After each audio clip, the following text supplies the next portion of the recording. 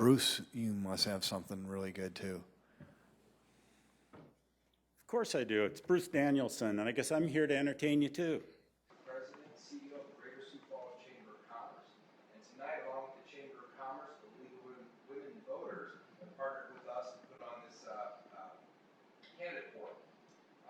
Pleased to be partnering with them, and both organizations agree that an educated voting public and engaged voting public is our best resources. And sometimes people like to think politics is a far-off, distant land, but for most of the work I do on a day-to-day basis to make this community great, it's working with City Hall and City Council and so forth. So we're appreciative to folks running for office, and want to give everyone an opportunity to meet them. We will be featuring candidates vying for the 2 at-large seats and the seats available at the Central District and Southeast District. I'd like to thank the City of Sioux Falls and City Clerk Tim Greco for allowing us to use this room. Perfect for the event. We're appreciative of that.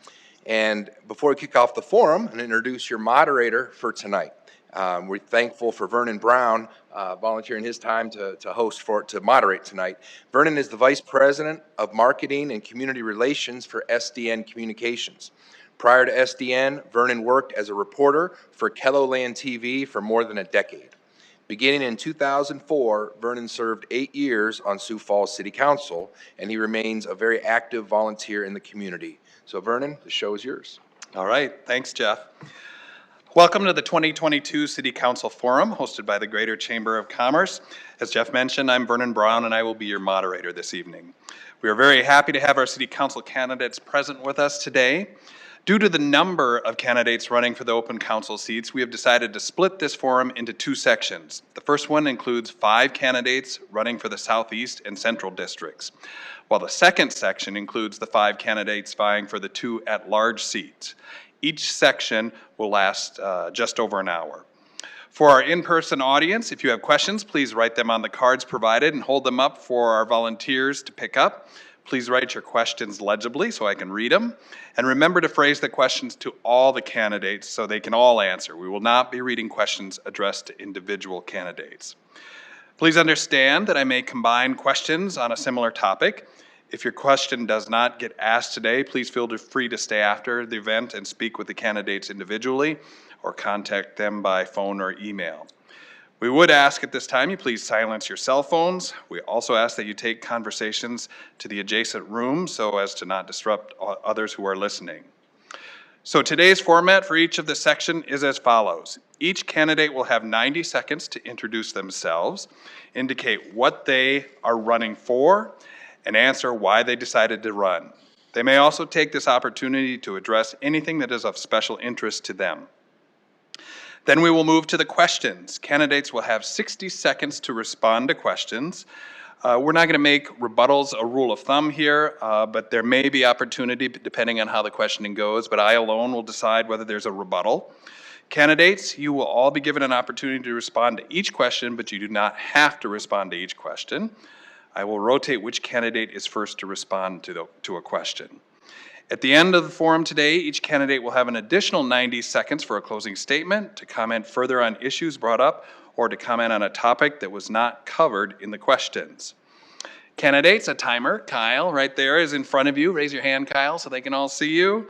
He's located in the front, and we'll have the signs to let you know when you have 10 seconds left and when your time is up. Thank you for following the time limits, and if you should go over the time, I will let you know. Let's make this a spirited and informative discussion. I remember the excitement of campaigning and the hopes of governing. This is a rare opportunity to show your enthusiasm for public service and for our amazing community. So let's get started with introductions. We're going to start on my far left with Kurt Sale. 90 seconds, Kurt. Well, thank you, Vernon. Thank you for the Chamber of Commerce and the League of Women Voters for putting this forum together. I think a lot of information out to the voting public is essential to make good decisions. I'm Kurt Sale. I'm currently the counselor in the Central District. I'm running for re-election. The reasons I'm running for re-election pretty much mirror the same reasons that I ran for the office the first time 4 years ago. I want to make this a place that our seniors can retire comfortably and continue on with families that have opportunities for good employment so that they can raise their children here. I have 8 grandchildren, and I want them to be able to call Sioux Falls their home in the future. So those are a few of the reasons that I'm running. You know, in the past 4 years, we've had a very interesting 4 years in the city of Sioux Falls. We've had tornadoes, we've had floods, we've had droughts, we've had pandemic. And one of the things I pride myself on is being able to be a steady leader in those times. I've been able to be elected this past time as the chair of the city council unanimously by my council people. And I appreciate that. And I've tried to do things to keep moving the city forward as we go. That's the opportunities that have been given to me. That's the opportunities I want to have going in the future. Thank you. Thanks, Kurt. Emmett Reistroffer. Thank you, Vernon. Thank you to the Chamber and the League and all of you for attending and those of you watching online. My name is Emmett Reistroffer, and I grew up in the Central District near McKinnon Hospital. It's where I live today, in fact, on the same street where I grew up. I've also lived in places like Denver, Colorado, Las Vegas, Nevada, Washington, D.C. I left for several years, like a lot of young people, to pursue a career, but I came back home, and I couldn't be more grateful to be here. Naturally, because of my career path in legal cannabis, I've been an advocate for changing our cannabis laws. I've been an advocate for criminal justice reform. I've been an advocate for the poor. And through this decade or so of advocacy, I have built skills around government engagement and public engagement. And even in the past year, I've had the honor of going around the state of South Dakota and working with local governments and then lobbying the state legislature. So I believe I have qualifications in public policy. I know what good policy, I know what good process looks like, but ultimately my campaign is about balance. I believe our city needs balance in how we grow, in how we look at our budget, our priorities, and what I offer is a balance in the perspective on city council. I think I have a unique perspective and a different perspective from anyone else on city council. Thank you. Thank you, Emmett. Jim Brzezinski. Thank you, Vernon. My name is Jim Brzezinski, and I am running for the Central Sioux Falls Council seat. I'm originally from Chicago. I grew up there. I loved living there. I graduated from pharmacy school with a Doctor of Pharmacy in 2008. I have an MBA from the University of Minnesota.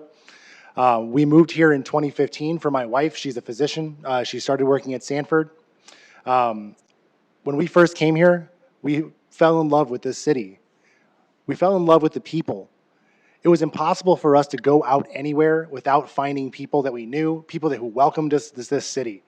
It was funny when we first moved here. People kept saying, it was almost like that Stepford Wives thing. People kept saying, Sioux Falls is a great place to raise a family. Sioux Falls is a great place to raise a family. It was like it was a refrain over and over and over again. It was really, we found it actually pretty funny. Well, now I have a daughter, and Sioux Falls is a great place to raise a family. So why am I running? I'm running because of my daughter. I'm running because I see things happening in this city that do remind me of some of the things that happened in Chicago. We've been giving money, we've been giving TIF money, large amounts of money to developers, and we were taking away from our future growth. Chicago doesn't have enough money for its schools because of all the money they've given to TIFs. A full third of property taxes are going towards TIFs, and we're not there yet, but if we continue down using that path, we won't have a way out. There's a lot we can do in this city to make it safer, more walkable, and there's a lot of other issues that I'd love to talk about as well. Thank you, Jim. David Barranco. Hello, I'm David Barranco. I'm running in the Southeast, and I think that you made a great point. We don't want our wonderful city, a wonderful city to raise children, to turn into Chicago. And that's why I'm running too. People ask me, what motivated you to run for the city council? And I say, one thing motivated me: love. I love this city. I love my neighbors. I love my children's school. I love my church. And I love my wife. And I love my little boys. And I am passionately committed to trying to build a city where they'll be safe, where they can thrive. And this is a great city. We wouldn't have come here if it wasn't. But we're facing growth and we're facing challenges. If we don't do our best, if we don't give our utmost, then we can transform into the problems that you have in cities like Chicago, Minneapolis, Seattle, Baltimore. The list is too long for me to even complete. So I'm committed to try to do a good job for the people here, because by doing a good job for my neighbors, by doing a good job with the wonderful people I meet at the park, on the sports team. I'm also doing a good job for my family. And ultimately, that's what drives me to run for this office. Thank you. Thank you, David. Cody Engel. Thank you, Brendan. Thank you. Thank you to the Chamber and to the League of Women Voters for hosting this. Thanks for everybody that came and to those that are watching online. I'm really excited to... Hold on one second, Cody. I think we're having, now I think I hear it. Okay. Let's start the timer over for him, Kyle. Okay. Sorry about that. No worries. Technical difficulties. Well, again, so my name is Cody Engel. I am running in the Southeast District. I do want to thank Vernon, the League of Women Voters, and everybody that's here in person or watching online for this forum. I think it's a great way to get to know the candidates. I'm running in the Southeast District because I really think that I can bring some measurable change in particularly 3 areas. As we know, Sioux Falls is growing at a fairly rapid rate, and the Southeast District in particular is seeing a lot of growth and development in that area. So I think that I can bring some new innovative and strategic planning for as the Southeast District grows. We're getting Highway 100 that's going to be coming into that district as well. And so I think that it's going to be really important for us to consider how we're going to incorporate what is currently already there with that highway. How are we going to make it safe, not only for drivers, but also for walkers, for children that are going to school in all of those areas. Secondly, I really think that as any city grows, we do see an increase in crime, and crime is up. I think that I will help bring innovative solutions to crime, working with the police department and helping to figure out a way to keep our neighborhoods safe. And thirdly, I believe fiscal responsibility is very important when it comes to city council. I'm hoping that we can, as city council, move towards something like a zero-based budget and build a budget as the city that is transparent and that is evident to the voters and to the people that are in the city. I think I'm really qualified, and I'm really excited for this race, and hopefully to get your vote as well. All right, thank you, Cody. The first question is going to come to Emmett, but I want to remind our audience that if you have questions, write them on those cards, and our volunteer is over here. She will collect them. Just raise your hand, and she will come around and collect them. So, Emmett, the first question goes to you. What distinct leadership strengths would you bring to City Hall if elected to City Council? You have 60 seconds. Thank you. I think I mentioned it in my opening statement. I've already fought for 10 years to change state and local laws. I believe it's in my blood. It's what I care about. And now I want to fight for the people of the Central District. I'm a small business owner and somewhat of a big business owner. I'm currently building what will be South Dakota's largest medical cannabis company across the state. So I know what it's like to work on tough issues, to work in organizations, to engage the public, how to listen. That's really it. I think I have a lot of qualifications. But looking forward, it's really balance in my perspective that I've talked about, and it's so needed right now in City Hall. I think there's so much good going on in Sioux Falls, but we can't let the good distract us from the issues that we still need to work on. That's what I'm hearing when I go door to door. We urgently need tax relief. We urgently need more investment in our core infrastructure, and that's why I'm running. All right, thank you. Jim Brzezinski, same question. What distinct leadership qualities do you have for this office? So what I bring to the table is this. As a pharmacist, one of the things that we are taught is that when there's a problem, you look at things from a system level perspective. We don't blame people for what happens, for mistakes. We look at things from a system. We try to design the systems around them. I can bring that level of detail and that level of that perspective to City Hall. If we're going to look and address the problems this city has, we can't do one-off things. We have to examine and figure out how we can look and fix issues as a system to prevent issues from occurring. There's so much going on in this city. There's so many people that are hurting, and yet most times people just simply say, well, that's their fault. That's their problem. That is not the way we grow as a city. That is not the way we grow as a people. We need to take that system level approach, and I can bring that to the table, and I hope that you would elect me to bring that to the table. David Barranco, your distinct leadership qualities. Well, I think Emmett mentioned something that's very important, and that's the willingness and the ability to listen. You know, I'm a big fan of the concept of the wisdom of crowds. I think that when you get collective intelligence from the community, you can surpass the ability, the wisdom of any one individual leader, and you have a tsunami of power available in the community if leaders are willing to go out and sit down with people and listen.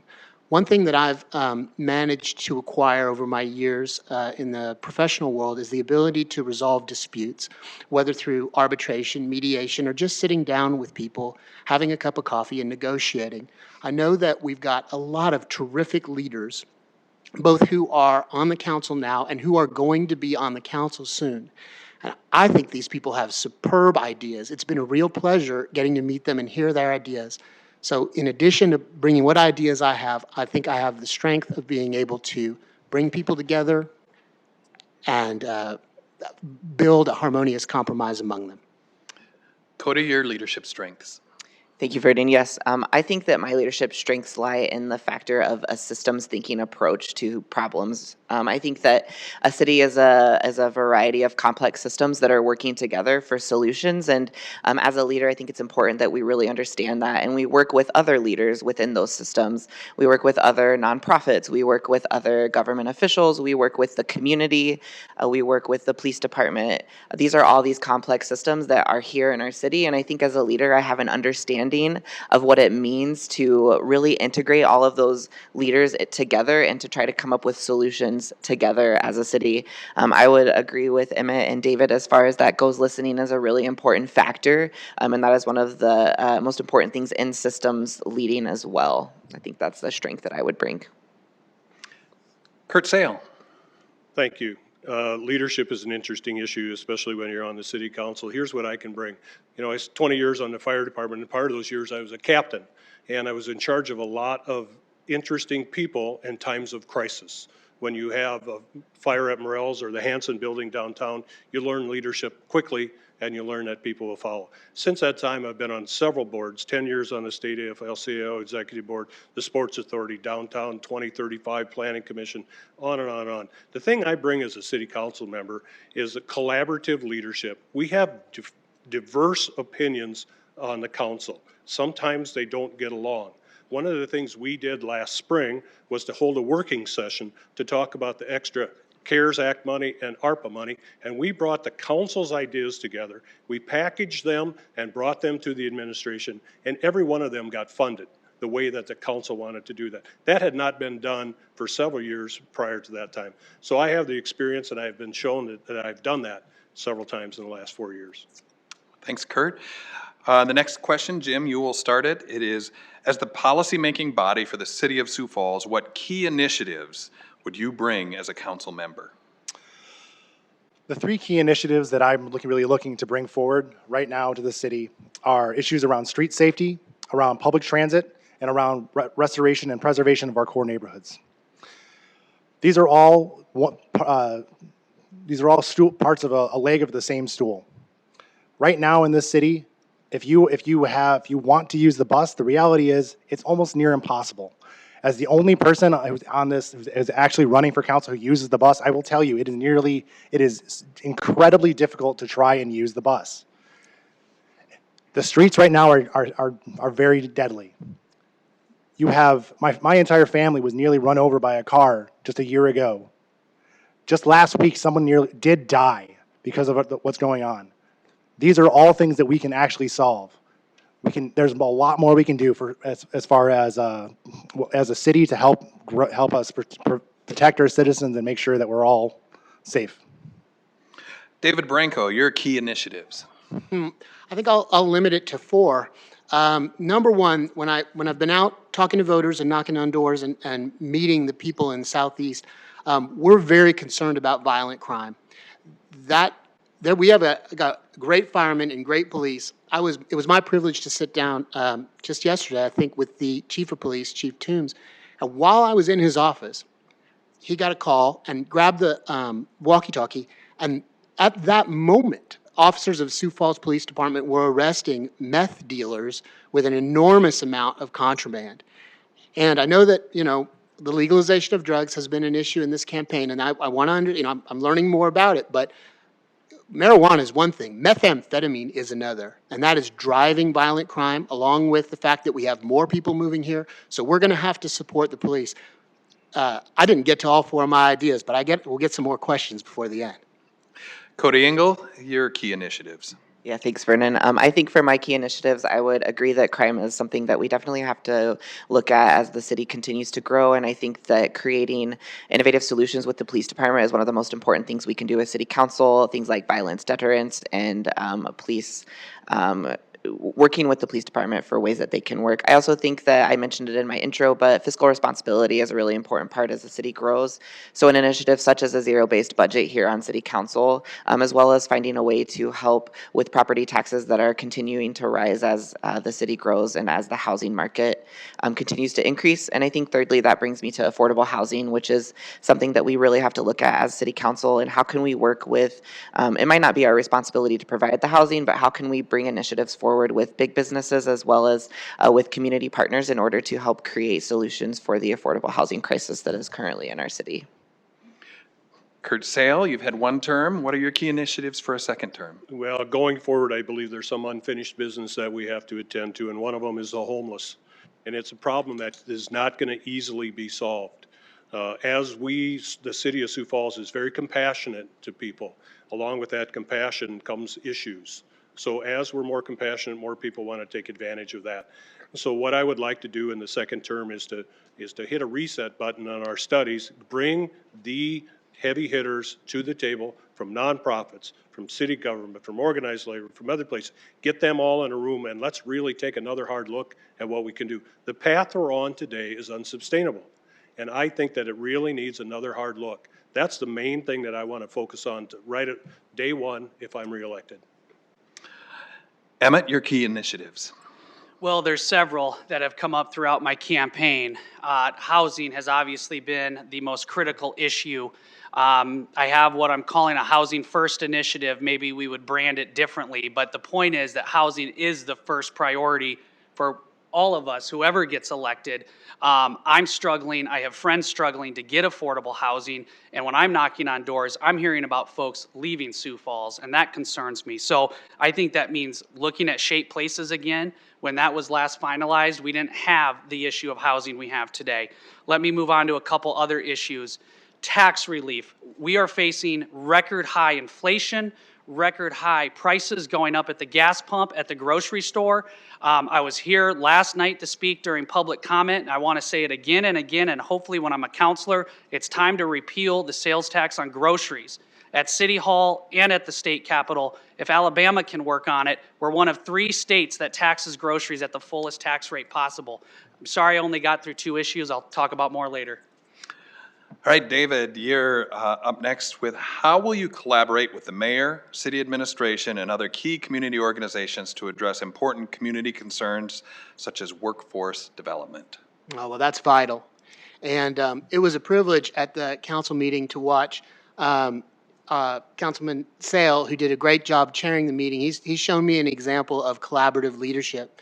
It's been a privilege to sit down with the mayor and speak with him about some of these issues. And I think you mentioned workforce. That's absolutely very, very in the foremost of my heart, because I'm a big believer that every person who wants to, at least, should be able to work, should be able to find a job. And we've got great people here in our community. There are still very valuable workers who are sitting on the sidelines, either because they don't know about the jobs, they don't believe that the jobs will hire them, or they lack some kind of skill, training, or certificate that would enable them to have that job, to perform well in that job. So one of the solutions to that is a knowledge problem. We connect employers with employees, letting people know what's available and who's available. The second prong that the city can jump in on is helping people get educated, skilled, and qualified so they can succeed and perform in the jobs our economy needs. Cody, how will you collaborate, and especially on workforce development?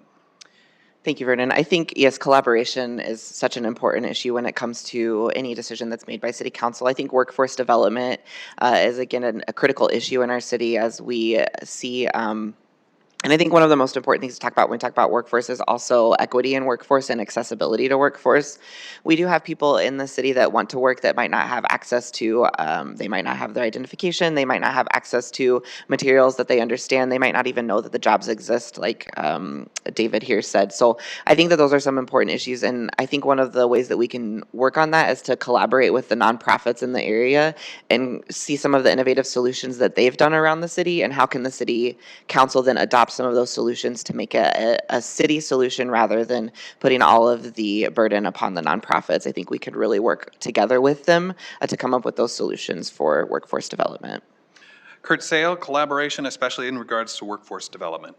Well, thank you, Vernon. I tell you, collaboration sometimes puts a little weight on me because I go out to breakfast quite often with the department heads. I try and every month go out and have a discussion with them at least once. So I have too many pancakes and eggs and bacon when I do that. So, but that's one way I'm trying to find what's going on in their minds so I can bring that to the council and have those discussions. Examples of collaboration that I've been involved in, we just partnered with Dakota State University, a $90 million investment for cybersecurity. From the first day when I talked to Dr. Griffins, who's the president of DSU, she was talking about 500 jobs that started at 100,000. The week after we announced that, it went to 1,500 jobs that started at $100,000 because of the dynamics that the state of South Dakota, Sanford, DSU, and the city of Sioux Falls all put together. So that's just one example of the things that I think we can continue to do in the future, and I have a past that's proven. Emmett Reistroffer, workforce development collaboration. Well, I pretty much agree with everything I've already heard, so I think we're all on the right track. But if I can point out something else, it's not just about collaborating with each other, with the mayor and the department heads, but we need to collaborate with the public. What I'd like to propose is a monthly town hall where we sit here in Carnegie and let the public talk without a timer, with some common sense. I just saw the city of Mitchell do it recently where they don't time the public and they come up and you do a Q&A and go back and forth and get ideas. Some of our regular council meetings drag on forever, and I think we need that town hall type of government process again, to listen to the public and then certainly collaborate with everyone in government, collaborate with the chamber, collaborate with small business owners, and find the path forward. Jim Brzezinski, workforce development collaboration. So as far as workforce goes, I don't believe for a second that we don't have people who want to work. The problem that we have right now is an access issue. If you can't get to work because you don't have a car, because you have to ride the bus, well, guess what? You're going to stay home. If you have a family, and you need childcare, guess what? You're going to stay home. We can do so much better. We need to examine those things. And that's where I was talking about earlier about that system perspective. It's not just workforce. There's other things that are building onto that are causing the issues. And those are the things we need to look at. So how do we collaborate on that? And again, it comes down to looking and asking people, what is it they need? What is keeping people from working? Would you want to go to work if you know that you're going to get paid minimum wage and have to pay $3,000 a month for childcare? No, you're going to stay home. There's so many more things we can do to help people where they are to ensure that people can work when they're able. All right, I have one more kind of introductory question, and then I'm going to get into some questions from the audience. Cody, this is going to be your question, and this is probably one of the most important questions in my opinion. Being a city councilor requires nearly constant decision-making and consensus building. Tell us about a time, and I want a story, in your professional or political life that made it, how you made a difficult decision and how you built consensus around it. So give us a 60-second story on that, Cody.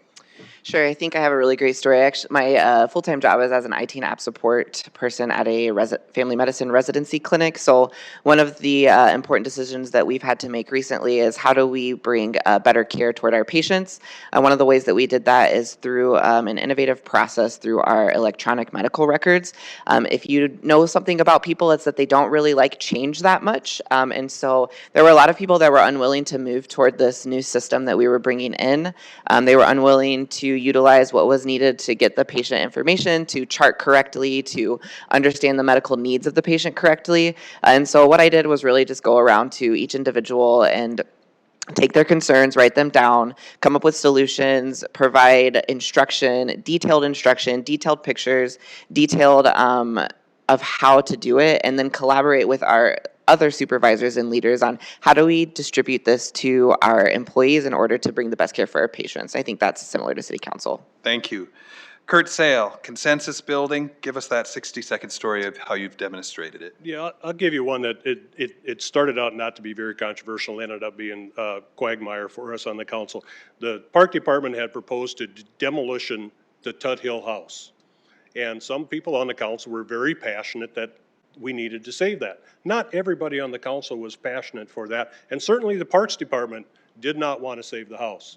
So we had several meetings and we brought people together and we showed that there was passion there, that some people would carry it forward. Janet Brecke was the one that was really working hard for that. So we got people together in the same room and said, listen, it's hugely important to some people. Let's make this thing happen. We got the Parks Department to finally buy off on it. And now today it's getting very close to done with the renovation. It's going to be beautiful. There's going to be people having weddings up there. There's going to be wedding receptions up there. Might even be graduation. So that was something that started off with a lot of different opinions that we kind of got together. Not everybody bought in, but we've got it done. Thank you, Kurt. Emmett Reistroffer, consensus building. Give us an example. I think my whole career has been really centered around consensus building, finding compromise. Working 10 years ago, collecting petition signatures outside the courthouse for medical cannabis is when I learned, you have to work with people who think differently than you do to find a path forward. That's carried with me every step through the way. I think my best example is working in the last 2 legislative sessions as a lobbyist on the cannabis topic. We have actually accomplished a lot up there with consensus. We have passed multiple bills now that the governor's even signed that move the program forward and have made history with passing legislation for the first time in the South Dakota State Senate to end cannabis prohibition. And I advocated for a 15% tax on my own industry because I think there's a lot of good that we can do by taxing my own industry. So if you want to get a little, you got to give a little, and that's how government works best. Jim Brzezinski, your consensus building story. I currently serve on the All Saints Neighborhood Board Association. When the pandemic began, one of the things that we realized as a group is that we needed to do something that would bring people together. We had no idea what that was going to be, though. We talked, we debated, we threw out ideas. What we ended up settling on was the neighborhood porch stroll. And if you're not familiar with that, what it was is we got people who volunteered to go out onto their front porch. I think we're having trouble hearing. Hello? Oh, sorry. It was on. It was green. All right. Should I start over? You were talking about. Sorry, yeah. So what the porch stroll was is we got people to volunteer to go out onto their front porch and play music. It allowed people to walk through our neighborhood. It allowed people to get to be socially distanced and at the same time feel that the closeness of music, something that brings everyone together. It was one of the most profound things that we did as a neighborhood association, and it's one of the things that I'm most proud of that I've ever done in my life, because it was just a simple thing that we were able to do to make people's lives better when they were scared, when they were afraid, and when no one knew what was happening at the beginning of the pandemic. Thank you. David Barranco, your story of consensus building. Well, I'm going to tell you an old story because I'm very, very proud of something that I worked on when I was a younger man. I'm very passionate about a clean environment. And sometimes when we struggle with that issue, we get divided into right and left, red and blue, conservatives, Republicans, Democrats. But there are areas where we can work together. It was my privilege to once upon a time work on the issue of sulfur dioxide pollution. And sulfur dioxide is a key driver of acid rain, which can poison our forests and our rivers. And we had 2 groups, one that wanted to shut down the factories, and of course another group that wanted no restrictions on factories because they're concerned about workers and families and profits. But we found a harmonious compromise when we allowed sulfur dioxide credits to be traded on a commodities market so that people who cared passionately about restricting pollution could purchase those credits and thereby limit the ability of factories to pollute. Meanwhile, factories were incentivized to find more efficient ways to produce their products. All right, we're going to go to audience questions, and these two relate to one another. So Kurt, you're going to start with this, and they're on trash collection and sustainability plan. So it's, what are your thoughts for one trash day per week per neighborhood instead of a neighborhood having 3 or 4 trash days and the trucks traveling, multiple trucks traveling by our homes and being hard on our streets? So a quick answer on that, but then also weave in sustainability. The draft sustainability and climate action plan was recently released for comment, but now delayed for further stakeholder input. Assuming stakeholder concerns can be addressed, will you vote to adopt the plan? Trash and sustainability. In 60 seconds. Yes. Two questions. One trash day, yay, yay, I'm all for that. Unfortunately, you have to run up against the fact that this is a capitalist society. And so if trash company A can pick it up for $5 cheaper than trash company B, well, let's not restrict that. Let's make that happen. Should we run them all in the same day? That plan is constantly being worked on with Mark Cotter and his department. It probably goes all the way back to when Vernon was on there, but they haven't really come up with a solution. And the sustainability plan that the mayor came out with was just a little abrupt, a little too quick before everybody had a chance to put their 2 cents into it. I think there's a lot of things that can be done in that area. One thing that the council did is we made a committee to review all of the building plans if they're controversial at all. So if there's any more building codes that come out to say you need more insulation or you need to do this, it's going to come to the city council committee to review that, and we can get all of it in. Am I for green? Yes, I hope someday we can all be a lot greener, but I don't want to do it so that we can't afford it. Good job. You fit it all in. Emmett Ricetroffer, he set the bar. Got a lot to cover. Go. All right, well, on trash collection, I think it's as simple as let each neighborhood decide, do we need a one-size-fits-all policy for the whole city? Each neighborhood is different in how it's designed. Some have more apartment buildings, which means bigger dumpsters. Some don't even have sidewalks. So I would want to get direct feedback from the neighborhoods and know what each neighborhood wants before supporting a policy one way or the other. On sustainability, I would not have supported that plan, not because I don't support sustainability. I have advocated for green roofs, for more vegetation, for more parks, all of that. We need to clean the Sioux River. There's a lot to do in that area, but I don't think we should have this sweeping package that has mandates in it. And right now it's just about timing. While we have a housing crisis, I want to look at incentives, not mandates, and get enough housing for everybody before we start putting more mandates into the building code. But I think sustainability should be across everything, starting with our city assets and our city buildings, making sure they meet the efficiency standards and maybe even get certified for energy efficiency. All right, Jim Brzezinski. I absolutely support the idea of a single trash day. I would even potentially support the idea of a single trash collector. This is the only place I've ever lived in my entire life that's had multiple trash collectors. The first day I moved here, we were like, what do you mean I have to find my own trash collector? That was the weirdest thing for me. It's not that strange. The city can negotiate better prices across the board than we would, and at the same time, it also saves money in the long run by decreasing wear and tear on our roads. As far as sustainability, I think there's a lot that we could have been, that happened in that. There's a lot encompassing what happened with the sustainability plan. One is it shows the how poorly we do public engagement. The fact that there was engagement, suddenly we had to pull it all back because there wasn't enough engagement. Two, I absolutely do support sustainability. The plan itself was actually quite lacking. I think there's a lot more we could have done. That's really hard to go through. It is. David Barranco, trash and sustainability. If you don't mind, I'm going to focus the majority of my time talking about the sustainability initiative because I really think we can work out. I mean, you asked for examples of collaborative leadership. These are some great ideas, getting input from the communities, and I think we can handle the trash problem, but we really need to be looking forward about how these sustainability issues are going to be affecting our city over the next 10 years. These are big picture things. These are difficult problems to solve. I think that there was a lot of virtuous and noble thought put into that plan and a lot of good ideas.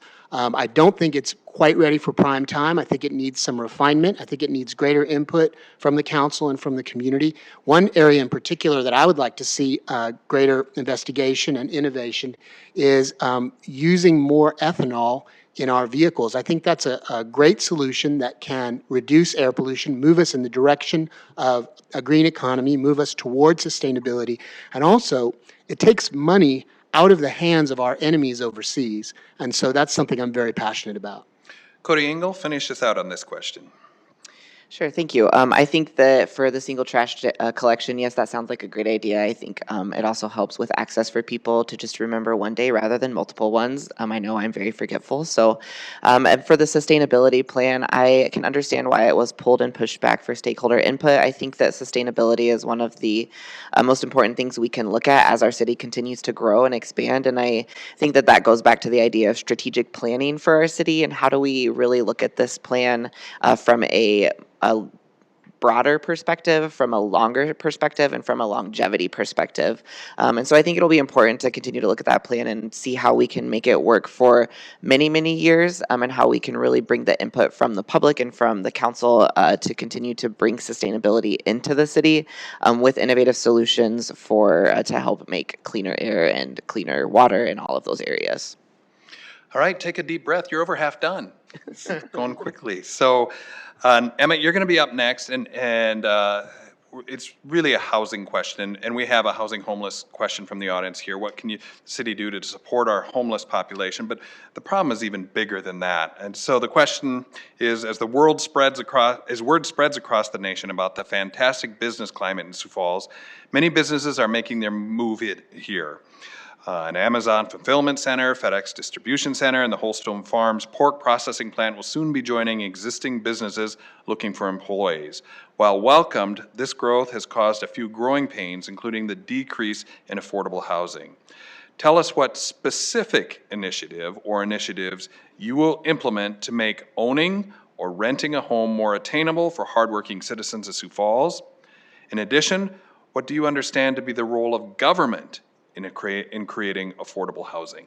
Well, this is my favorite question all night because this is what I've been talking about throughout most of my campaign. So very specifically to address this housing crisis, and that's right, I do believe it's a crisis, or at least we're teetering at that point. There's 4,000 homes short in Sioux Falls, and we're bringing more employers and more jobs, so the problem's going to compound. So the first thing is, right now we currently have this housing assessment every 4 or 5 years. We need to start doing that every year. We need a permanent housing commissioner that's going to be fully dedicated to tackling this crisis. We need to be proactive with some of our current programs that a lot of people don't even know about when I'm knocking door to door, like the home rehab program that people qualify for. We should have a mobile housing clinic that goes out and talks about that. But I think the most important thing is how we use TIF and incentivize development. We've done a great job incentivizing these beautiful commercial developments in downtown, like Sharapa, soon to be Sioux Steel. Let's use that very specifically in what I'll call improvement zones, areas where there's opportunities for affordable housing complexes. That's where our incentives should go. Jim Brzezinski, role of government in affordable housing. In my view, one of the things that we need to do is we need to relook at our zoning. Our current zoning is restrictive and it prevents housing from being built. If we want to address housing, we need to allow housing to be built. It's really kind of that simple. Right now we only really allow two types of buildings. We allow single family and we allow Lloyd, and that's it. And when I mean Lloyd, I mean giant apartment complexes. Everyone fights that, and it's a constant battle. That's why everyone, I'm sure Kurt can tell you, people who come in here time and time again, they're complaining about the building that's going to be put up down the street. On the other hand, if we change our zoning so that it's less restrictive, so that the next door you can have a duplex, you can have a threeplex, you can have a fourplex. People aren't going to fight those things as much. Those are easier, cheaper to build, and it brings the ability for people to afford those. David Barranco, role of government in affordable housing. Well, my colleagues have made some great points, and because one of the problems with affordable housing is that we have a shortage of supply. And so some of those ideas you just heard would be a great way to increase our supply. We need to get out of the way and let builders build good, safe, affordable homes. But there's also some questions on the demand side. What can we do to help working families, to help people afford homes? And one of the ways that we can do that is to help people get good, well-paying jobs that give them the money that gives them the power to buy those homes. Another thing that we can do as a city, because you asked specifically about government's role, I think we can do a far better job helping our citizens, helping self-employed people understand how it is that they can get loans. I want to simplify that process. I want a one-pager with no legalese, no complicated government bureaucratic language that takes you through it. Can I get a loan? What do I need? What documents do I need? So I can sit down, a normal person, not a real estate lawyer and not a tax accountant, and know whether I can afford this building. Cody Engel. I think that the role of government as far as affordable housing goes is to be one of the one of the governing, or one of the bodies that can really create a way for people to help collaborate with us to make those solutions. So as city council, we really have to look at, again, zoning and ordinances. We have to look at how can we bring incentives to developers to create affordable housing? How can we work with businesses that are moving into Sioux Falls as well to create taxes or to create a certain amount that goes to affordable housing? These are solutions that have been brought up in other cities, and I think it's something that Sioux Falls could do as well. And I think that the city government's role in that is to help create a way for affordable housing to be built, to essentially get rid of all of the barriers that are there in order for us to step back and allow the affordable housing to be accessible, allow the affordable housing to be built, and to really help incentivize those developers to actually build the houses. Kurt Sale. Thank you. You know, as I think about your question, we have more jobs than we have people. What a terrible position to be in. Because I remember back when you couldn't find jobs, when the economy was bad in the 1980s. So that's an issue we have, and kudos to the success of Sioux Falls to have that. When it comes to housing, we do have a housing manager, Matt Tobias, that kind of champions all this. The council recently had an informational, it was brought by the committee that's looking at housing, and TIFs were part of it for housing. Depending on what happens with the $200 million that the governor and the legislatures allocated for housing, part of that plan is to use it for TIFs and use it to incentivize developers when they build 160 acres worth of houses. Some of that will be affordable housing with the incentives that the city can come forward. One thing that we've done to keep people in their houses is we've got a tax rebate for senior citizens and disabled if they qualify under the state level. Councilor Kiley and I put that together, actually Councilor Starr and I put that together, and we've got that passed unanimously by the council. Jim, the next question is for you, and we have an audience question that fits well into this next question, and it's both topics are on workforce. They ask, should the city council partner with the Sioux Falls Community College to help educate workforce? And along with that, in the next 5 years, Sioux Falls is on track to create over 8,000 new jobs and grow our population by 25,000 people. Our community has historically experienced a low unemployment rate. However, that issue has seemingly been exacerbated since the beginning of the COVID-19 pandemic. With a 1.8% unemployment rate, how would you work to attract qualified workers to our community and keep our economy moving forward? One of the ways I propose that we address these issues is we really need to focus on small businesses. Right now, we do a lot for large businesses in the city, but we're not doing a ton for small businesses. We need to attract small businesses that they can start here. The mayor has done a lot of work with the trying to bring certain types of jobs, but he's excluding other types of businesses that we can really attract, such as like restaurants. We really need small incubators for things that aren't knowledge workers. There's a lot of things we can do, again, sorry, this is a hard one for me. So I'll yield my time. All right. David, how are you going to attract qualified workers to our community and keep the economy moving forward? Well, one thing I want to jump in on is I heard in the question a mention about community colleges, and I think that is a key piece of the solution. We need to really be behind and supporting our community colleges, our technical schools, and of course our major universities as well. The number one thing that I think we can do governmentally, whether that's city, county, state, or federally, is help workers get valuable skills. Once we have that in place, then you're going to have this marvelous empowered workforce that's able to take the jobs that we're creating.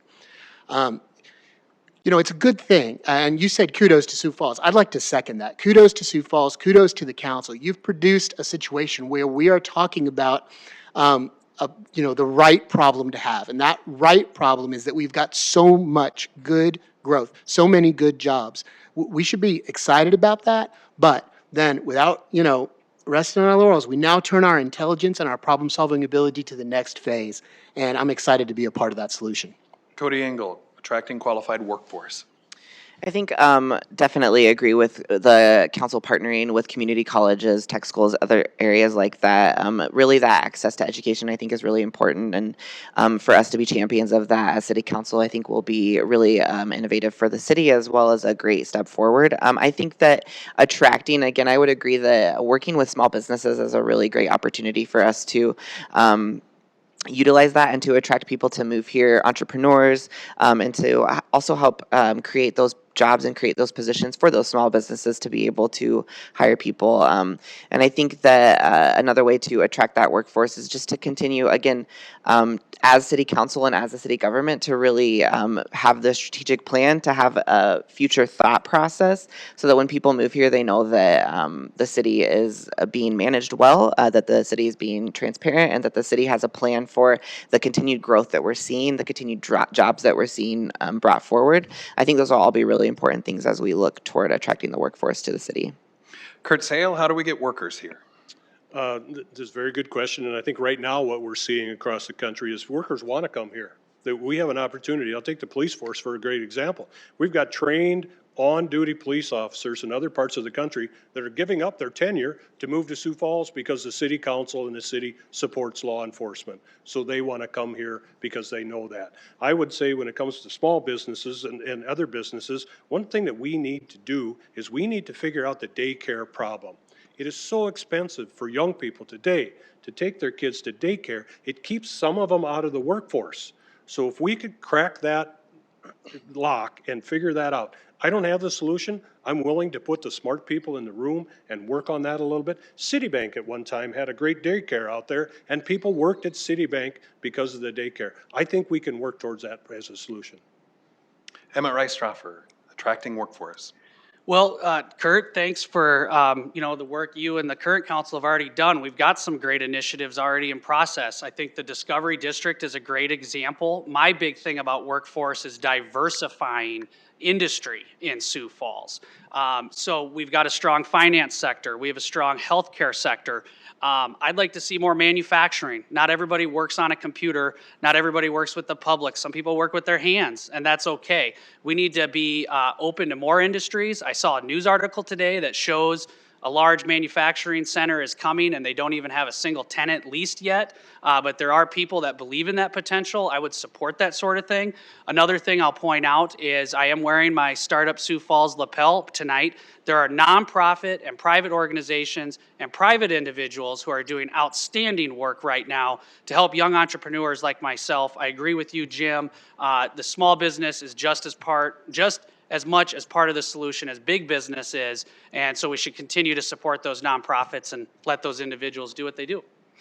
Thank you. David, you're up next, and you touched on this, as have other candidates, but in recent years, our community has experienced a rise in crime rates. What do you see as, first, the cause in this increase, and then how do you propose working with the police department to address the issue? Well, it was a great privilege to sit down with the chief of police and talk about this. It is inescapable that one driver of our increase in crime is just population growth. As you have more people come in, you're going to have a higher coefficient of people that are going to be involved in criminal activities. Unfortunately, what we've also seen over the last couple of years is a national increase in crime. A lot of very intelligent, very knowledgeable people are trying to figure out what it was during our struggle with the pandemic that led to these increased crime rates. And I'm not talking about, all crime is a negative, but some crimes are worse than others. And we've had nationally an increase in the very worst forms of crime. And I think we would be remiss to pretend that that's not going to come and afflict us here. So as our population increases, we know that's going to drive crime, but also we've got to look at these national trends and make sure that we protect our families and our children and our community from the dangers that have been threatening other cities. Addressing the crime rate, Cody Engel. I think that it's true that as a population grows, we see an increase in crime. That's pretty standard for a lot of cities. I think one of the things that we also see is we've seen an increase in addiction, especially in opioid dependency and substance abuse. Also, mental health, I think, is a huge factor when we talk about crime. I think one of the ways that we can really work with the police department is to create innovative solutions on how do we deal and address with issues such as addiction and mental health. I had the privilege of hearing from the sheriff, being a part of Leadership Sioux Falls, and one of the main things that he addressed is that people who are in the jail that have mental health problems are not getting the care that they need. And I think that we could work with the police department to find a better way for us to bring people onto those calls, maybe social workers, or train them in other areas. And I think also opening up places like the Link and the Hemsley Behavioral Health Unit that are opening up as well. Those are going to be really vital and crucial as we've seen the crime increase. It's not necessarily, I think that we can really work toward those solutions with the police department in order to help with that. Kurt Sale, the cause of our increase in crime and how you're going to address it. Well, I think as a society, we're probably seeing a little bit more acceptance of crime than we've had in the past. And an example is in my neighborhood, our house was broken into last year, and fortunately the neighbors were watching out for it and nothing got stolen. The neighbor next door had his car stolen right out of his garage during the day. So there's some unrest out there that I don't think anybody has their fingers on. Could it be the pandemic? Could be.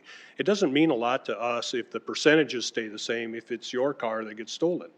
Right. And so we really support our police department. And Chief Toom is a smart young guy with innovative ideas. I look forward for him to present some of those things to us. We've had a meeting about crime downtown, whether it be vagrancy or what I'll call after 11 o'clock Friday, Saturday night crime. So I think there's going to be more initiatives coming from the police department in the future. And I know this city council wholly supports the police department as they approach those things. And probably the central district has the highest crime rate. So Emmett Reistroffer, again, what's the cause? How are you going to address it? I'm going to try my best in less than 60 seconds. Well, I did a police ride-along recently, and we interacted with 5 or 6 different individuals, and actually, in every case, it wasn't a crime. Why do I know that? Because the officer didn't charge any of these people with a crime. They had addiction issues, people sleeping on the street because they were so intoxicated. We took them to the Link. I even helped the officer carry this guy. Broke my heart, but the Link is the start of a process we need to keep building upon. I think we need a second safe home. This is so intertwined with addiction and poverty that it needs to be a more holistic approach. I do believe our police department needs to be accredited. I think that's the first thing I would do. We need to have standards in place. We need to separate crime from mental illness. I support the community responders model that the Law Enforcement Action Partnership has proposed nationwide. We're seeing that work in other cities, and I saw it on my ride-along that we need that. It's not necessarily police officers that need to respond to every call, but sometimes social workers and counselors. Jim Brzezinski. Well, I absolutely agree with Emmett. We make our police do way too much. We make them chase dogs. We make them chase ducks. There's so many things that we make our police do instead of focusing on the real serious crimes. And a lot of those crimes do stem from addiction. They stem from poverty. I inherently believe that people are good. People are good people. People don't want to hurt others. So why are they committing crimes? They don't have a choice. They don't feel there's another way. We need to support them. We need to find out what it is that they need. Is it housing? Let's provide them housing. Is it if they're addicted, we need to provide them long-term solutions so they're not addicted to drugs. This is a very complex issue that can't be answered obviously in another 10 seconds, but it needs a system-level perspective, and I keep coming back to that because that is absolutely the approach that we need to have. Thanks, Jim. Cody Engel, South Dakota provides a limited number of financial incentives to aid our effort in encouraging business relocation and development in the greater Sioux Falls area. Do you support financial incentives such as tax increment financing to incentivize local business relocation and development efforts? Thank you. Yes, I do support the TIFs that incentivizing businesses to come here. Again, I think that it is a way to bring business into the city and into the state. And as stated before, I also think that we as City Council could look at ways to help bring other incentives for businesses to come here too. And that would include helping with the affordable housing issue as these businesses move in here to create jobs. And as they bring people into the city, I think that we could help be a partnership with them in order to help create the housing that needs to be had so that they can come here, so that they can have the workers, so that the workers can have a place to be. I think those are all really important things to think about as we think about the incentivization of businesses coming to the city. And I think we can partner with other organizations as well to do that. Kurt Sale, tax increment financing. Do you support it? Yes. I'll elaborate a little bit more on that. What we've done downtown with our TIFs to allow developers to expand to the way that it doesn't cost the city anything. We're actually deferring our taxes down the road and putting that tax money that would have been collected back into the structure for infrastructure, its specific uses. What we don't see as a council, and certainly the public doesn't see, is how many requests for TIFs come to the city that are turned down, that are not good, that are not a good fit. And it happens all the time. The administration, the housing division, the planning, they turn them down. They said it doesn't work, it doesn't fit, it's not our vision. The one TIF part that we really haven't used yet is for housing. And that's what, if the legislature and the governor get together, decide how to spend this $200 million, we'll get a portion of that, and that's what we're planning to do for part of that portion. Very good. Emmett Reistroffer, tax increment financing. Support it?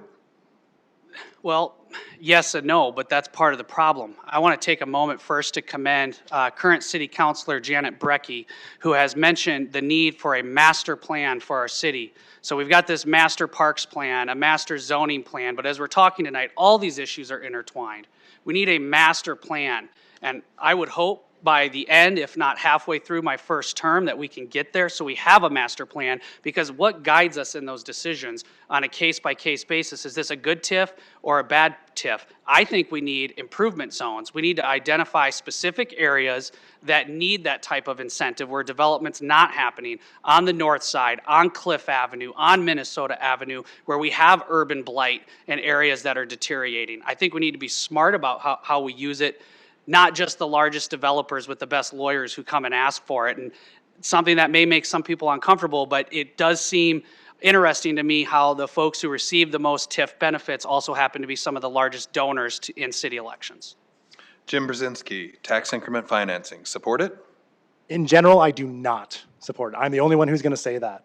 And there's a good reason. When you look at other places, TIFs aren't special. Everyone can have a TIF.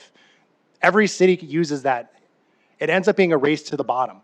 Right now, we're doing great. We have money. We're able to spend it. But in 15 years, we don't know what's going to happen.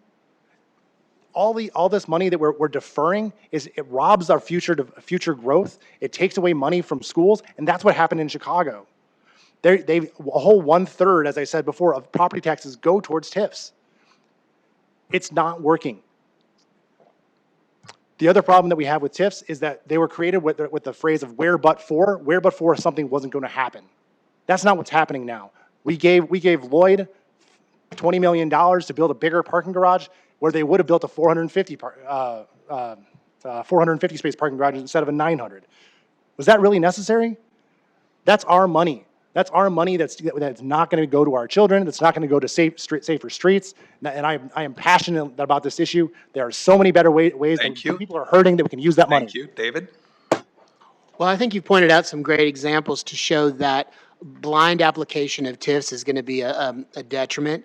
On the other hand, I think blindly rejecting to use them would be a detriment as well. The goal is to use these mechanisms in the most intelligent way. And that's easy to say and hard to do. I'll be the first to admit that. But I think that's what the council's job is. We put, I hope, intelligent, qualified people on the council, and we dig into this stuff, and we find out which ones are the good ones, which ones are going to be productive, which ones are going to lead to growth and to well-paying jobs for our people. We do want development, and we can shepherd that. We can't just throw our hands up and run away with our hair on fire. We've got to attack the problem in an intelligent, strategic way, using the TIFs to develop the city the way that it would be a happy and safe and productive place for our children to live. We do have an audience question. I'm going to, Kyle, let's do this one at about 30 seconds, just because we have to hit our timing here. It's again on workforce, and it is, can we work with the chamber to enforce labor laws for under age 18 employment? Too many teens are working early and drop out of high school. Let me look at my notes here. So that would be Kurt. I don't think the chamber has any enforcement ability today. I think enforcement ability for child labor laws falls under the state of South Dakota. So if there's a complaint, the Department of Labor, up to peer, they're the ones that do it. The city of Sioux Falls doesn't participate in that. Emmett Reistroffer. Just another example of why community engagement is so important. We get public comment for 3 minutes at the regular city council meetings. If we could do this monthly town hall, really get in on these issues and figure out what we have to do. I think Kurt's right. I don't know that the city of Sioux Falls alone is responsible for handling that. But if it's the state, then the city of Sioux Falls should be calling the state and say, we've got a business in our community that is violating these laws, or at least there's reports and you need to investigate it. So that's something I would take very seriously, and I appreciate the question. Jim Brzezinski. I think one of the ways that we can address that is first with our schools. Our schools are the #1 place that are first going to notice that children are gone. That said, I do agree there's only so much the city can do, but I think that that we really need to work with our school districts to identify students that aren't coming, to make sure that we do address that we send the appropriate people to people's homes to make sure that that child is coming to school. Thank you, Jim. David Barranco.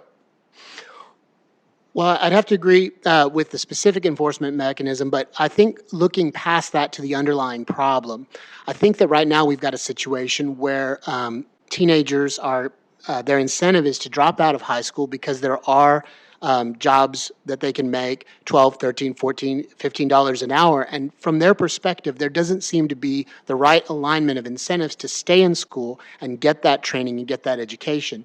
One way we can address that is to help our schools reorganize their curricula around where the high-paying jobs are, so that young people will understand that when, and by the way, I highly encourage teenagers to get part-time jobs. I think that's a terrific idea, but we don't want them to drop out. And so what's going to keep them in the school program is recognition that if they put in the time and they put in the effort and they study and they pass their classes, then in a few short years, they'll have a job that's even better than what was available. Cody Engel. Yeah, I would agree with everybody already that this is not something that necessarily the city could enforce. Again, I would agree public input is important, and hearing that as city councilors is important, and reporting that if there is a complaint is important as well.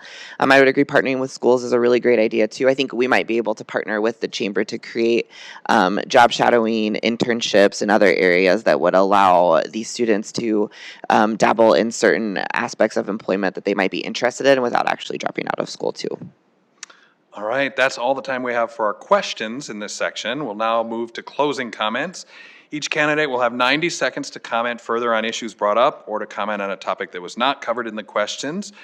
So I'd encourage you to think about what is it you want the audience to walk away from and remember about you before they vote.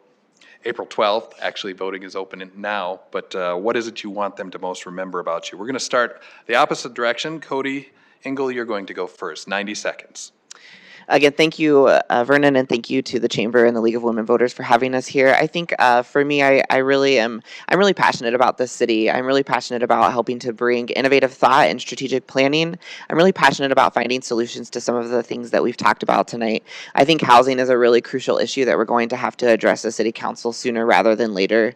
And really creating strategies for affordable housing is going to be one of the top priorities that can help us as the city continues to grow. I'm also really passionate about again, helping to create job opportunities and access to those job opportunities, I think, is another critical factor that we have to look at as a city. Are there barriers in place that are preventing people from access to that employment? What can we as a city do to help remove those barriers and to help to partner with businesses to create jobs, to partner with businesses to bring people into those jobs? And again, I think working with the police department for crime as the city grows is going to be really, really vital as we see the continued growth within the city.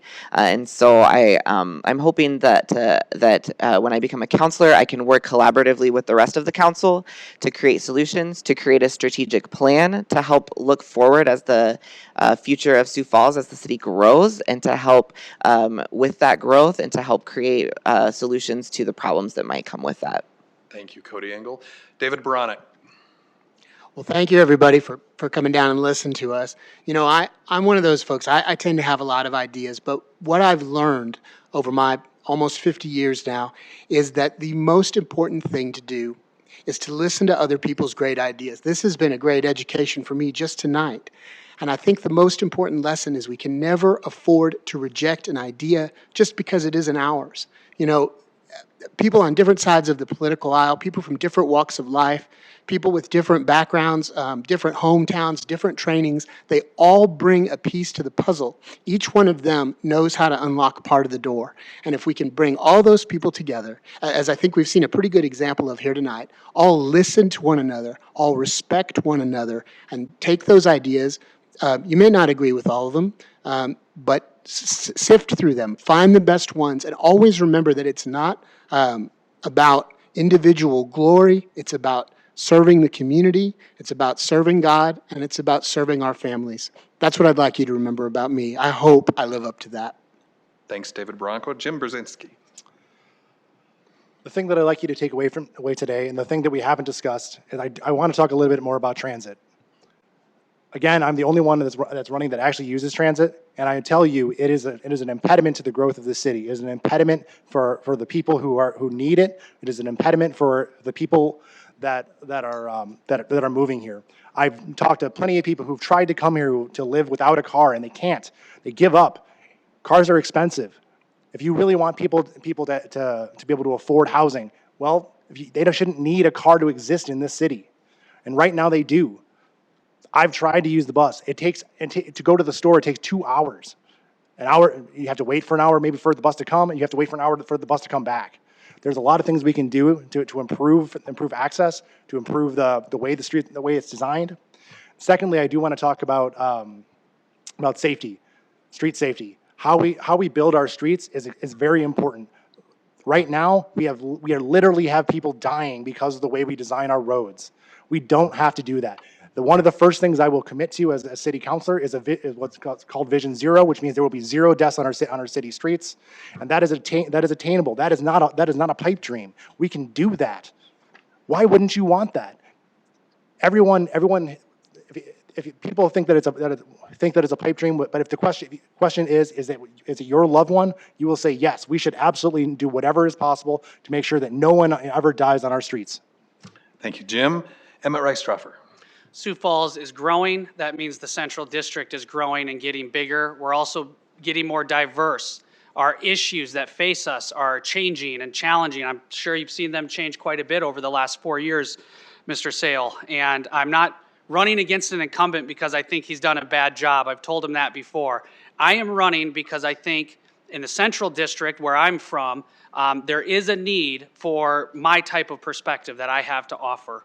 Being a small business owner, being someone who grew up here that has done advocacy for so many years, started in a trailer park, then we moved by McKinnon Hospital. I'm the only renter, I believe, if I get on city council. So it's really about perspective and balance. In the Central District, we have 5 census tracts where poverty rates are above 30%.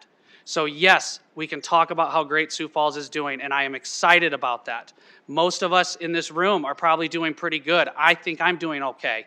But there are folks in our district we can't forget about that are living in poverty, and all of us need tax relief, and that is my #1 issue, and so I want to say it again. Being the state's largest city, I would like to see us repeal the sales tax on groceries. It's morally wrong. That is tax relief that is long overdue to working class people and to the people in poverty, and I think you'll see stimulus in business as well when you give people back some more money to put in their pocket. So that's my #1 issue, and I hope you'll remember me and think of balance. We need a balanced perspective and a balanced Sioux Falls. Thank you. Kurt Sale, finish us out here. Well, thank you, and thank you for the league and the chamber for having this. I'd just like to leave with this, that when you vote for Kurt Sale, this is what you're going to get. You're going to get a collaborative leader that brings people together to get things done. I have an experience like no others, 20 years in the fire service here in Sioux Falls, now 20 plus years in business. So I understand how to get things done.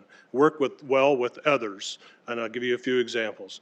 Christine Erickson and I got together and we brought back the facade easement program that puts money into historic buildings so they can keep their historic look.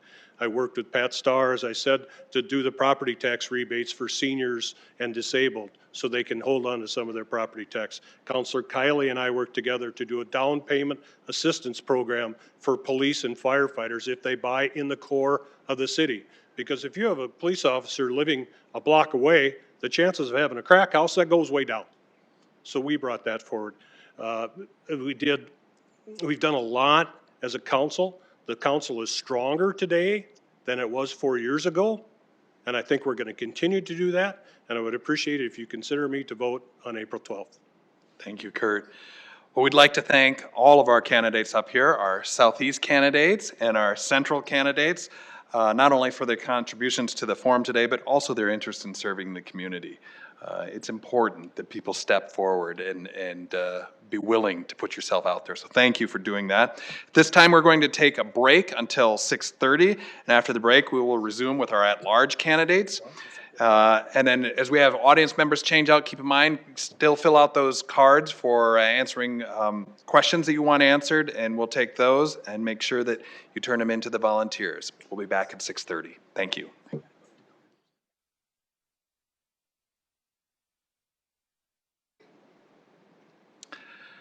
We will now start the second section of tonight's forum, this time with candidates vying for at-large District A and at-large District B. I'm Vernon Brown. I'm your moderator for this Greater Sioux Falls Chamber of Commerce event and the League of Women Voters. Thank you, candidates, for being here. This section's format will be exactly like the last section. Each candidate will have 90 seconds to introduce themselves, indicate what district they are running for, and answer why they decided to run. They may also take this opportunity to address anything that is of special interest to them. Then we will move to the questions. Candidates will have 60 seconds to respond to questions. We're not going to make a practice of rebuttals, but if I see a reason or it's necessary, I alone will decide whether there will be rebuttals or not. Candidates, you'll be given an opportunity to respond to each question, but you don't have to respond to each question. I will rotate which candidate is first to respond to a question. At the end of our forum, each candidate will have an additional 90 seconds for a closing statement, to comment further on issues brought up, or to comment on a topic that was not covered in the questions. Kyle, give us a raise of hands. Kyle's going to be our timer here, so be keeping an eye on him in the center of the audience there. So now we'll start with our introductions, and I'm going to start on my far left, Bobby Yandera for at-large Council District A. Hi, I'm Bobby Yandera. I am going for seat A, and the reason why I'm running is to bring in a lot more community engagement into the city. Specifically, I would like to have community engagement as it relates to bolstering our neighborhood watch programs. All right, Janet Brecke. Hello, my name is Janet Brecke, and I want to thank everyone for having this. It's a wonderful opportunity for us, and I think I can speak for all of us, all of us appreciate it. Just a short bio about myself. As a prosecutor first, a city attorney second, and now as a council member, I've amassed about 27 years of government experience, and then 14 years running a small business. So I believe that I have demonstrated qualities that will continue to help me on the city council. I also, unknowns to most people, is my relationship with the police department. First as a prosecutor and then as a city attorney. I was the legal advisor to the police department for 18 years, and I was put in down there to clean things up. It wasn't dirty or corrupt, it just wasn't going forward with the times, and it needed policies and major changes. And so I did that. I was down there as their legal advisor, as their defense attorney, as their trainer, and I helped them draft their first policy manual, so I feel like I'm uniquely qualified to deal with some of the violent crime issues that we also will be facing. I'm a government junkie who is obsessed with reading, and I like to fix things that are broken in government, and I think our current council has some issues with its factions, and I would like to be involved with the new council members in Thank you, interest Janet. in ending those factions. Sarah Cole. Hi, thank you, Vernon, and thank you to the Chamber and to the League for allowing us to come here today and for you all showing up here. My name is Sarah Cole, and I want to be your trusted voice in the Sioux Falls City Council for at-large Seat A. I came to this community for my medical training. I've lived in a number of different cities in the north part of the United States, and it's really provided a great perspective for me, and it's really my experiences living here in Sioux Falls with my 2 children that brought me back to the community. I think Sioux Falls is a great city. There's lots of opportunities. It's safe, it's clean, and there's just amazing people that live here. I am a pediatric gastroenterologist, and I went into medicine because I love children, and I love helping families that are truly struggling. And I plan on bringing that same passion, empathy, and professionalism to the Sioux Falls City Council. City Council is comprised of 8 people who set the legislative agenda, and they keep administration accountable. And it's important that each person who's in that role represents the voters here in Sioux Falls. And I feel that I can bring a unique skill set and quality, my background, to make Sioux Falls move in a very positive direction. I'm not a politician. I'm a pediatrician and mom, and want to do great things in this community. Thank you, Sarah Cole. Pam Cole, there might be a little confusion in names tonight, but no relation, right?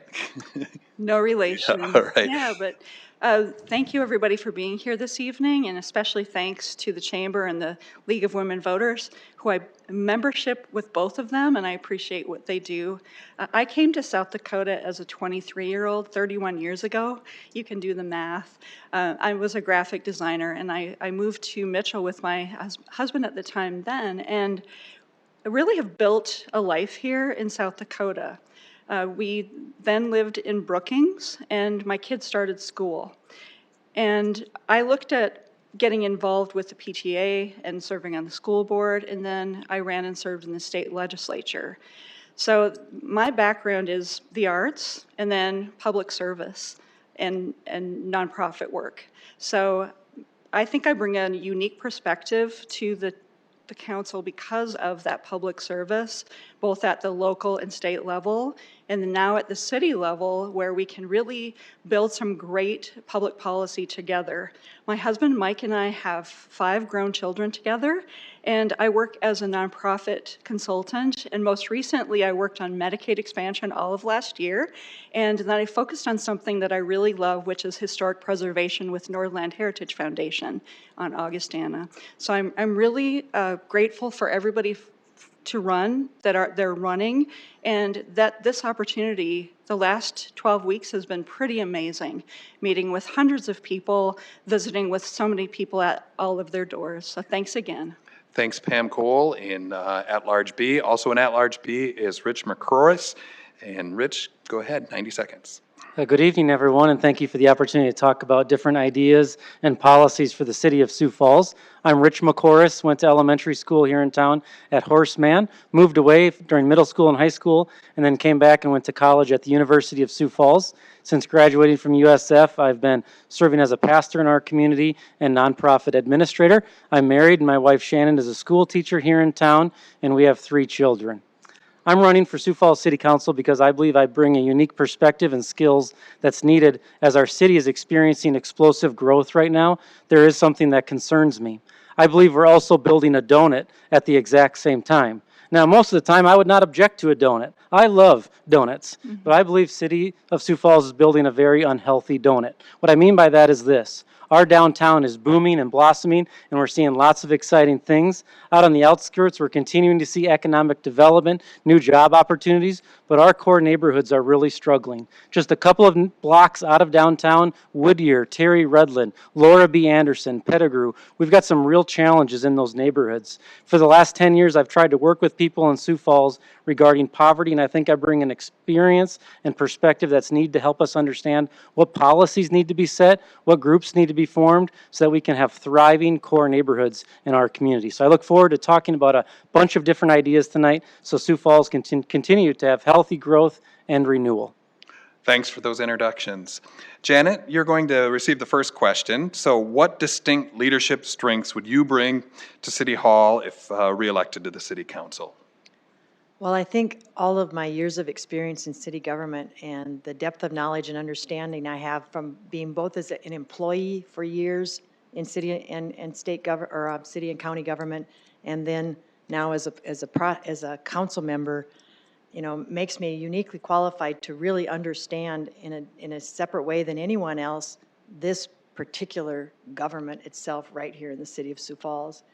And so that is the leadership skill I think I bring, just that knowledge and understanding, and also just a history of actually drafting programs and collaborating with staff and elected officials in order to get things done.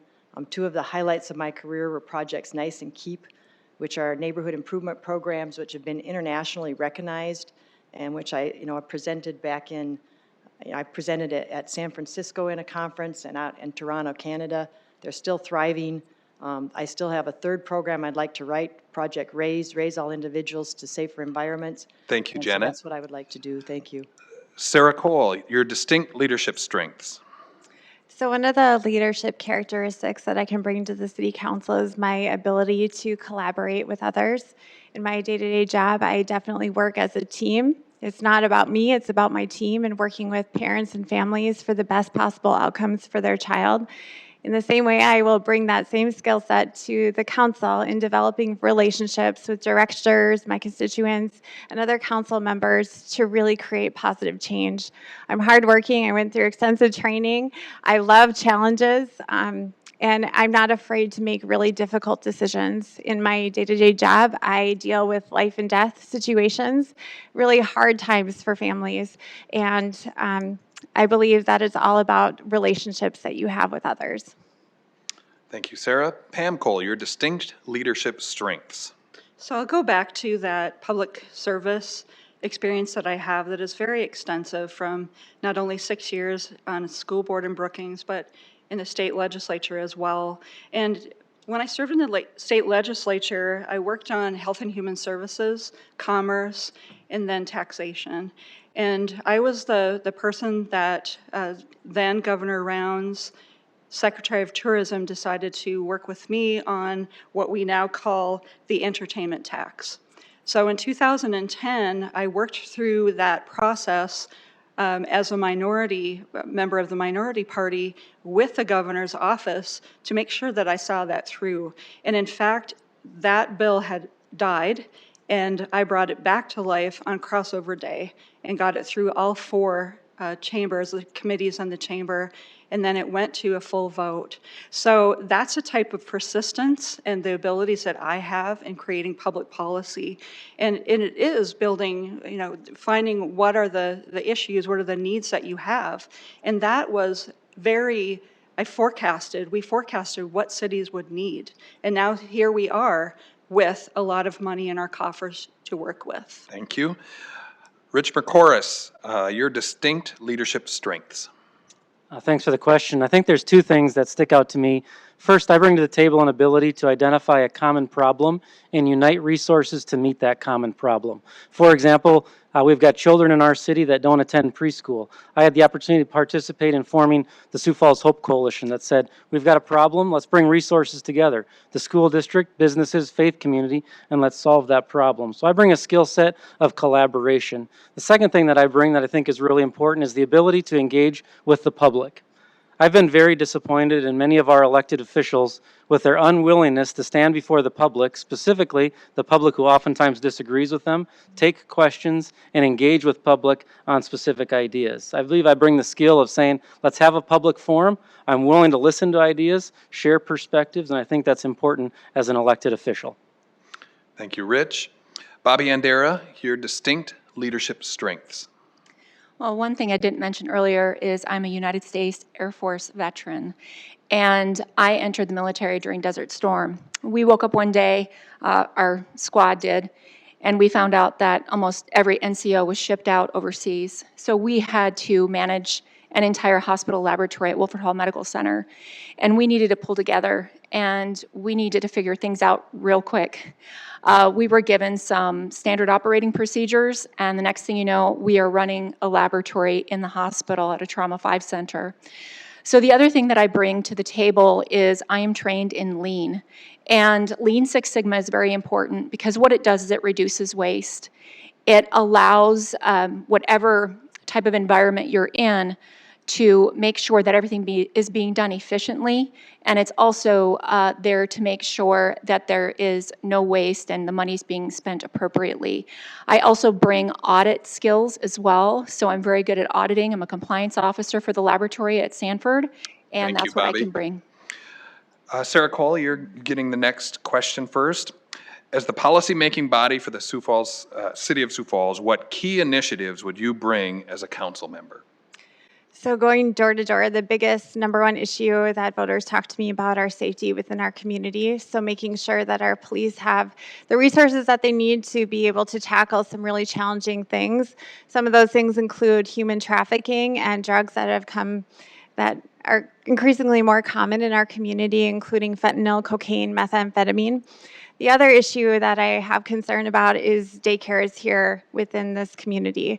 And the reason why that's important is because we have workforce shortages, and it's something that definitely needs to be addressed. And how it's addressed, that is going to require collaboration, incentivizing businesses. I just met with a mom who is telling me that it's $500 per week per child, which amounts to $4,000 a month for both of her children, and that's a problem. And I think it's going to require coming together and trying to find creative ways to meet a big need here in the city. Thank you. Pam Cole, your key initiatives. So as I've been visiting with people and taking notice of what the community needs, first of all, affordable housing comes up number one in making sure that people can afford where they live, that it's safe, and that they have access also to the food in their neighborhood, and then child care. And I'm going to add a fourth one there because I spent 6 hours this last Saturday at the Union Gospel Mission where we talked about homelessness and the future of 8th Street as we build out and we assess that area. So I once again bring the skills of public policy building and the community building that I've done in the past.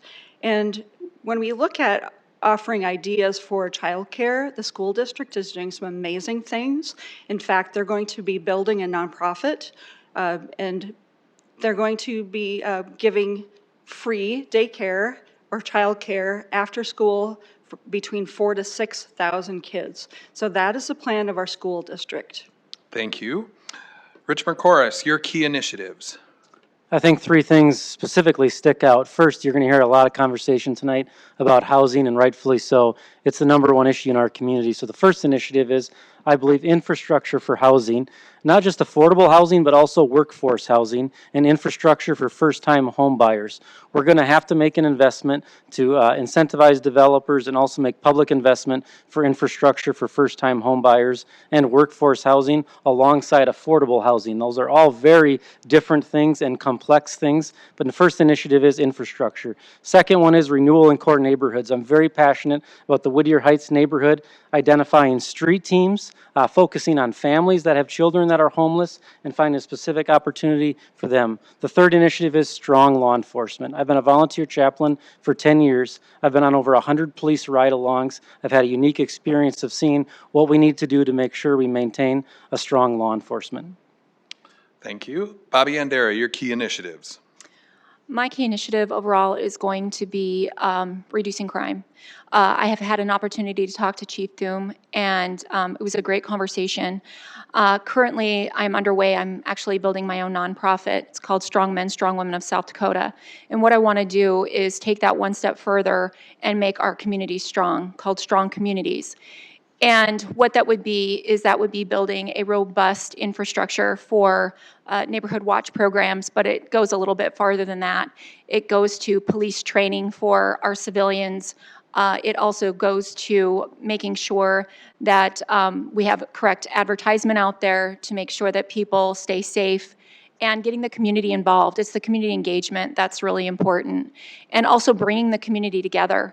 We have a lot of people coming in from a lot of different areas, and we need to introduce ourselves to one another, get to know one another so we can have a family community here, and that's what's going to make our community strong. Janet Brecke, your key initiatives. 3 key initiatives I would bring forward is I would continue to work on transparency. I've not been successful. I wish I could say that I had. I've now brought 14 different transparent and good government initiatives, and only 3 of them have passed.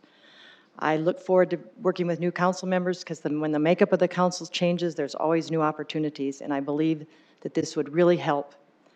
Also, my second one is violent crime. I think violent crime needs to be looked at through the lens of, and really at the national level, they're looking at it through the lens of, if our job is to serve and to protect, then can we figure out better ways not to kill and criminalize so many of our clients? And that's a new concept at the federal government, at the federal level, where all of the, at the level, a national level. And I have some specific ideas about how we can look at things through that lens and do that. And then the third thing is housing. And what I would look through that lens on is pathways to home ownership and trying to create multiple pathways to home ownership. We'll touch on home ownership more in a later question. Pam Cole, this question is your starting question. How will you collaborate with the mayor, city administration, and other key community organizations to address important community concerns such as workforce development? That's a really good question, and I've had the opportunity to visit with all of the seated city councilors as well as many of past serving, and I'm really appreciative of their time. Unfortunately, I haven't been able to visit with the mayor. I've tried 6 different occasions to, set up a meeting with him, and he refused to meet with me, which I find really disappointing. But I'm a very open, transparent, and I love to visit with people about every given idea. So how I see this would work with the city council is that there's 8 members of the city council. And then there's the 9th member, which is the mayor. So he has a dual responsibility to work with the city council. And I would like to beef up the city council and balance him out with the mayor's ability with the strategic planning process. So then the 9 minds are better than 1, and then you have an overarching plan. Rich Mccroris, collaboration with the mayor, city administration, and other community organizations, and especially in regard to workforce development. Collaboration for workforce development focuses on 2 issues, housing and childcare. If we're going to improve workforce, we got to tackle those 2 issues. Those 2 issues are multifaceted, so I'm going to approach it the following way. I'm going to try to bring people from the county commission, the chamber, private developers, and the nonprofit to talk about housing and where to prioritize in regards to affordable or workforce. Secondly, childcare, what I'm going to ask that we do is convene the stakeholders again to talk. We've got to have conversations with the state of South Dakota. The state of South Dakota is a big player when it comes to childcare with their state assistance fund for childcare. Along with that, what we have to do is the city has to play a role in matchmaking companies together to create co-ops that would provide childcare opportunities. And so my collaboration is going to be focused on housing and childcare to improve workforce. Bobby Andera, how will you collaborate? I would collaborate with the mayor, the city council, definitely through having open forum. I definitely want to bring the community in. Many of you are going to find out that I'm pro-community engagement. Sometimes they hold the best ideas, but I do agree that childcare is a big deal. As we bring more and more businesses into town, we need to make sure that they have a stake in it. where they need to make sure that the people that they hire have a way to be able to balance their work life with their family life. And childcare is going to be a big part of that. I also agree the state has a major part to play as well. And the childcare assistance is anything but easy. I have talked to many daycares out there and they struggle. So childcare assistance is a big deal. So that's how I would collaborate with them. Thank you. Janet Brecke, your collaboration ideas. I would like to collaborate with Lutheran Social Services. It's another thing I've been trying to accomplish, to bring fluent English-speaking classes into the workplace. They have the staff and team over there to do it. All it needs is some funding from us, and they could partner with some of the larger employees to create fluent English-speaking classes as part of on-site training. I think it's a fabulous opportunity to get that training in, and that creates a forward movement in job and upward mobility. So I think that would be awesome if we could do that. The other thing that is precision growth. I think what we need to focus on as we continue to growth is trying to achieve those middle-class jobs so that people can afford to move forward. And if we do that, and we are doing some of that with the Discovery District, the Startup Sioux Falls, and the DSU things. So I think that those are things we need to continue to work on to create those middle-class jobs so that people can have upward mobility. Sarah Cole, your collaboration ideas, especially in regards to workforce development. I plan to work closely with the Greater Sioux Falls Chamber of Commerce and the school district, as we will need an educated workforce. I also think that we need to expand the non-college pathways and look at various trade programs, education reform, and on-the-job training. I know that the city has invested thousands in the DSU cybersecurity, Southeast Tech, Discovery District, and Foundation Park. And the goal is that our kids stay here, that they don't have to move to a larger city to be able to practice their skills, that they can stay here close to home. All right. Rich Mccroris, the next question you will start with. Collaboration is one thing. Consensus building is totally different. We have a question from the audience that fits in with our question that we're setting up as well. The council is a diverse group of elected officials who at times strongly disagree with each other. What experience and skills demonstrate your ability to build consensus with 8 council members and the mayor? Really what we'd like you to do is tell us a story in 60 seconds of how in your personal life or through that campaign that you're doing consensus building. 60 seconds. Biggest moment for me has been the development of the Empower campus in Sioux Falls. The Empower campus is at the former South Dakota School for the Deaf site, 13 acres. Multiple people throughout the years have tried to take that site and transform it. I was given the honor to serve as the point person to transform that site, and today the Children's Inn is being built on that site. I'm extremely proud of the work that I did there. I had to work with multiple nonprofits, government entities, the South Dakota State Trust, private banks, fundraising, bring everybody together. And what I learned about on all of that was this: everybody had to have a win that helped with the greater win. And so how I approach things is say, what can we give you that's a win that helps us get the greater win? So it was a really honor to lead that collaborative effort that transformed a property and really built a mall of services. It was only possible because people worked together. Bobby Andera, consensus building. Tell us a story how you've done it. Yes. Well, I work at Sanford Medical Center, and I am a business operations advisor for the laboratory. Traditionally, in the past, was laboratorian on the bench. But when we had the pandemic, we needed to launch several COVID events. And I was the person that was basically in charge of launching those events. Now, I wasn't at the front lines, but I was on the back end, and I was making sure everybody was working together. This went all the way from the top, all the way to nurses, doctors, everyone in between. And to get everybody on the same page was very, very difficult, especially when you're launching events for the NBA, the NCAA, and the rest of them. So it was a great experience, but getting everybody to work together was difficult, and we achieved that goal. All right. Janet Brecke, your perspective might be a little different. You've sat in the seat for now. Give us a story of consensus building. Well, I have 3. I worked very hard on the State Theater. I worked both as a private citizen for years, And then when I came in, we were able to finally seal the deal and get the last jewel in the crown of downtown Sioux Falls completed, and I'm so proud of that. The municipal band, I was involved in saving it, and it's going to be upgraded. They're going to have new uniforms. They're going to do 3 new concerts. Terribly excited about that. The Tut Hill House, working on that. We're just about to close that deal. We need a little more money, hopefully from the fundraising, and we can do that. And then finally, you know, again, currently there is a toxicity on the council, and I don't want to hide under that rock. I mean, it's out there, so let's deal with it. Well, bad government processes make for bad relationships with people, not bad people, bad relationships. We need to be open, transparent, engage in deliberate and constructive debate in public, and that needs to change, and that needs to happen, and that will take away the toxicity and allow us to all be successful.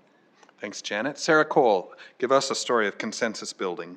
So at my job, I work with children who have inflammatory bowel disease, which is a lifelong condition. It can be very, very hard on families, and really deciding the right medication to start their child on is a difficult one. And sometimes I can have a different idea of the medication that I want to start, and families want to do something a little bit different. And I think it's really important that those conversations are respectful.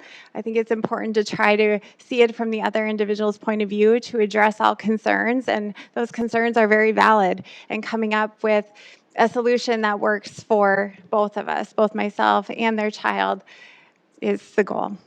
Okay. Pam Cole, you shared one story in your introductory remarks about consensus building. If you want to elaborate on that or give us another story. Yeah, well, I have a lot of different nonprofit, such as Pastor Rich does as well, where I've built a community theater in Brookings and ran that as a volunteer for 5 years. The last year I worked on Medicaid expansion tirelessly and visited with thousands of South Dakotans, and in an attempt to get health care to our most needy people that are working sick. But I think what I would like to kind of visit about is my endeavor to minimize or reduce the tax on food. So 11 years ago, I was the first legislator to get that to the floor of either body. And that took a lot of constructive, cohesive building with collaboration with the taxation committee. But then when I brought it to the floor of the Senate, it was one thing that you could hear a pin drop on the floor of the Senate. And I think it's really timely. You know, we can see what we worked on 10 years ago coming to fruition now. All right, thank you. This is gonna be a quick round because we're not gonna spend a minute on it.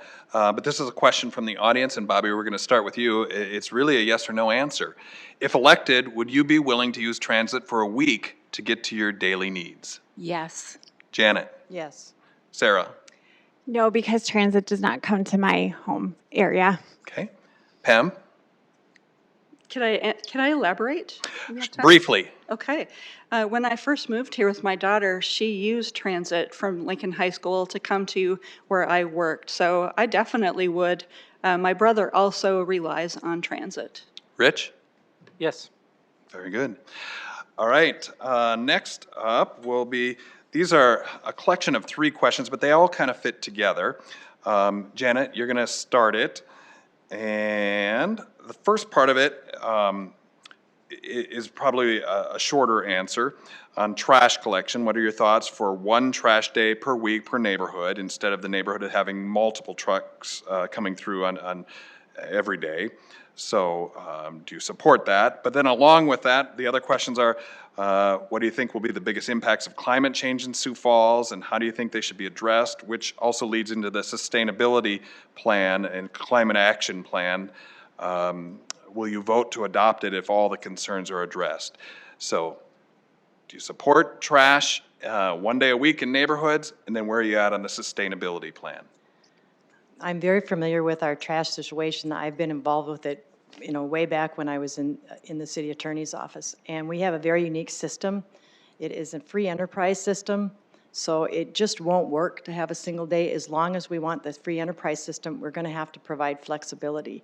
But we also have some of the most affordable rates in the country with some of the highest services. So it's a good idea. I'm totally open to continuing to work on issues related to that, but I've got to be honest, I don't see that as being something that could happen. Sustainability master planning was my brainchild. I brought that back. I talked to the mayor about it. I said, we need to do this. We're behind. We absolutely have to start engaging in sustainability master planning. He hired a full-time person to do that, and so that is it's on track.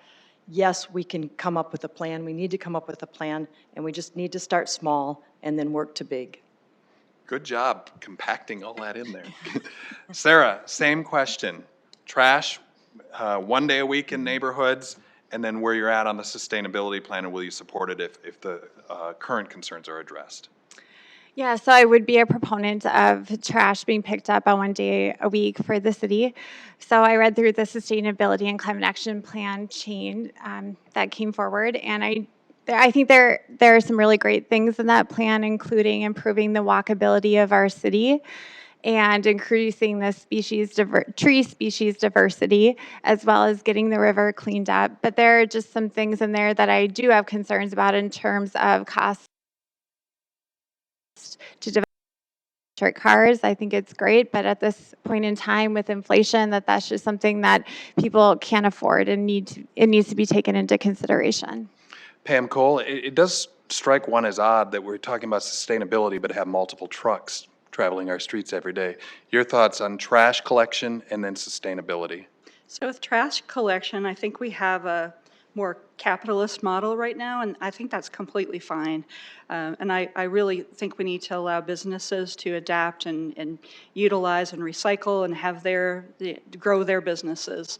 If they can get trash to pick up on the same day, that's great.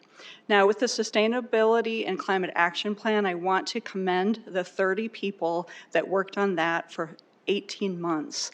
And then they brought that to the council. And what happened was that councilors basically said, we weren't a part of that plan, so we need to start over.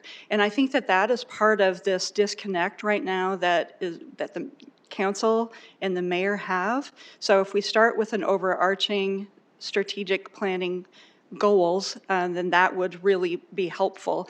But I believe very strongly in a sustainability and action plan. Rich Mccroris. In regards to trash, what I would propose is that we put something before the public specifically, have forums and talk about, so for example, breaking the city up into different segments and contracting for a hauler in those. Put the idea specifically before the public, see how they respond. Personally, I prefer to keep the current system, but I'd be open to putting an option in front of the public. In regards to the sustainability plan, I did speak out publicly about that. I have some struggles with it. Number one, electrification and the costs is going to be huge ramifications for our low income and senior citizens. I talked immediately when it was released to builders in Minneapolis and in Denver. They both spoke right away saying there's extreme trouble with electrification. It's not done appropriately yet. I believe we should identify a goal, for example, river cleanup. We've got agreement on that. Let's work on that together while we build agreement on some of the other underlying assumptions in the sustainability plan. Bobby Andera, the trash collection and then sustainability plan. As far as trash collection goes, I think I'm a firm believer in people's choice. If they want to have their trash picked up 1 day a week, go for it. For those that want it picked up twice, they should also have that option. I agree, putting it in front of the public. As far as the sustainability goes, I agree. Electrification is not something that I would condone. I have friends that have gone through that before. I have friends in Texas that were there during this massive freeze that they had, and electrification just simply is not the way to go, at least not full bore right away. We also have to be careful. We need to have contingency. We should be able to have something to depend on if possibly something were to happen. So when we talk about completely getting rid of fuel, gas, whatever, even at a small level, those ramifications can be pretty detrimental. I do agree with some of the things in the plan, so overall it just needs to be researched. All right, many of you have touched on housing. We've got Amazon coming, FedEx, Holstone Farms, the pork producing plant. While all that coming to town is welcomed, it's creating a housing crunch. What is the role in city government of creating affordable housing? Sarah, that's your question first. Yeah, we definitely need all types of housing in the city, including single-family to large multifamily units to accommodate all the growth. I am the only city council candidate who both the Home Builders Association and Realtor Association decided to invest in because they feel like I will be able to tackle this issue. So what can we do? We can reduce the cost of infrastructure. We can speed up the permit process. We can make sure that there is consistency between inspectors, hiring more inspectors as time is money, and ultimately that cost will go to the consumer. We can help people to skill up, get incomes higher so that they can afford homes. And I also think that there is a role for TIFs in really trying to get more affordable housing to the Sioux Falls area. Pam Cole, the role of city government in creating affordable housing.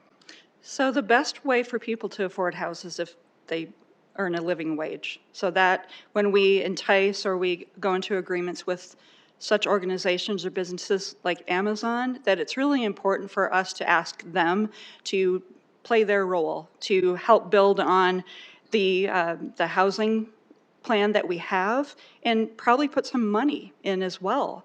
Then we also need to look at developing smaller developers and building density in our core areas so we wisely use land in our city. So we build up rather than we build out, and making sure that we also renovate as many buildings as we possibly can.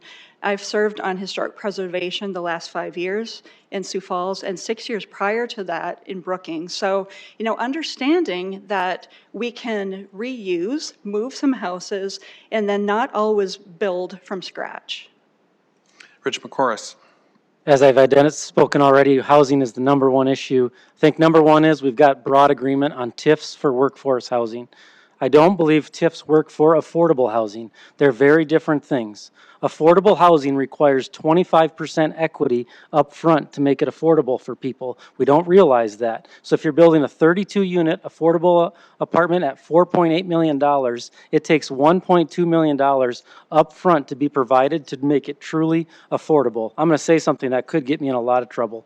With the housing crisis that we're about to face, I believe we're going to have a serious conversation about a bond specifically for infrastructure for housing and specifically for equity for affordable housing. I don't know how supportive I am of it yet, but I want to have the conversation open and start the conversation now about where we're going to get the funding needed for infrastructure for a workforce and affordable housing. Bobby Andera, role of government in affordable housing. I think affordable housing does have a place. However, I'm more for housing that's affordable. I do believe TIFs have a place as well, especially when we're talking about multi-use development. That's a great opportunity to use TIFs. Contrary to what the mediator said, and what I've heard from the people that I've talked to, they're not too excited about Amazon coming here. They're not too excited with these big massive monoliths coming here. So there's a lot of concern there with people who already live here. And that concern is absolutely valid. And the other thing that we have going on is we are spreading out, we're sprawling. So we really need to start talking to the cities outside of Sioux Falls, get them ready and get them prepared because people are going to need a place to live while we're trying to play catch up here. Janet Brecke, finish us out on the role of city government in affordable housing. I think we need to look at not just affordable housing, but I would just say we have a housing crisis. I mean, we have needs on all levels of housing. So we have to take a broad brush approach to it. I think we need to look at it through, again, the lens of creating pathways to home ownership. If we need to create a multiplicity of pathways to home ownership. We need small homes, tiny homes, smart homes, condos, townhomes, so that people can start that path mobility upward, create that asset that'll help drive them forward. If we don't, it'll drive them backward. We need to look at housing bonds. I've been saying it all through this. Need to look at housing fees. I don't think it's an unpopular thing. I think it's a necessary thing. We cannot rely on the state in that $200 million because we're not going to get hardly any of it. So I think we have to create our own resources in moving this issue forward. Several of you mentioned this, so we're just going to do a yes or no around, and Janet, we're going to continue with you. Yes or no, do you support tax increment financing in city government? Yes. tax increment financing has always been, when used appropriately, has been a good way to advance the interests and move the city forward. However, we focused on business development for a long time, but we now need to focus on using tax increment financing for neighborhood improvement. And I think there's a consensus within the administration, amongst the council, amongst really everyone, that we've got to figure out how to make that work.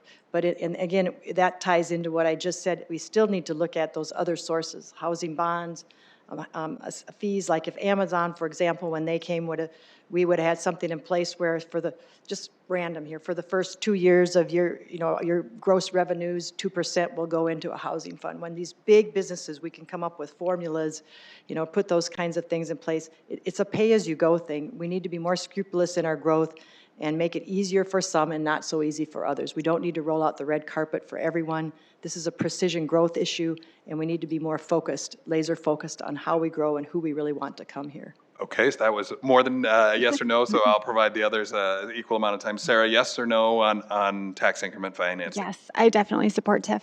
Okay. Pam Cole?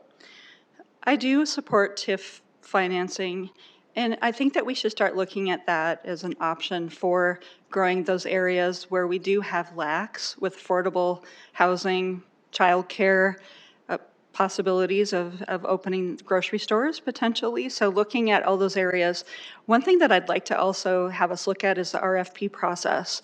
We've moved toward more of a negotiated contract. And in fact, a week ago, I wanted to just go look to see what the RFPs are for our city, and I had to register first to even look at them. And I found that very frustrating because it was a Friday, and Monday I was approved.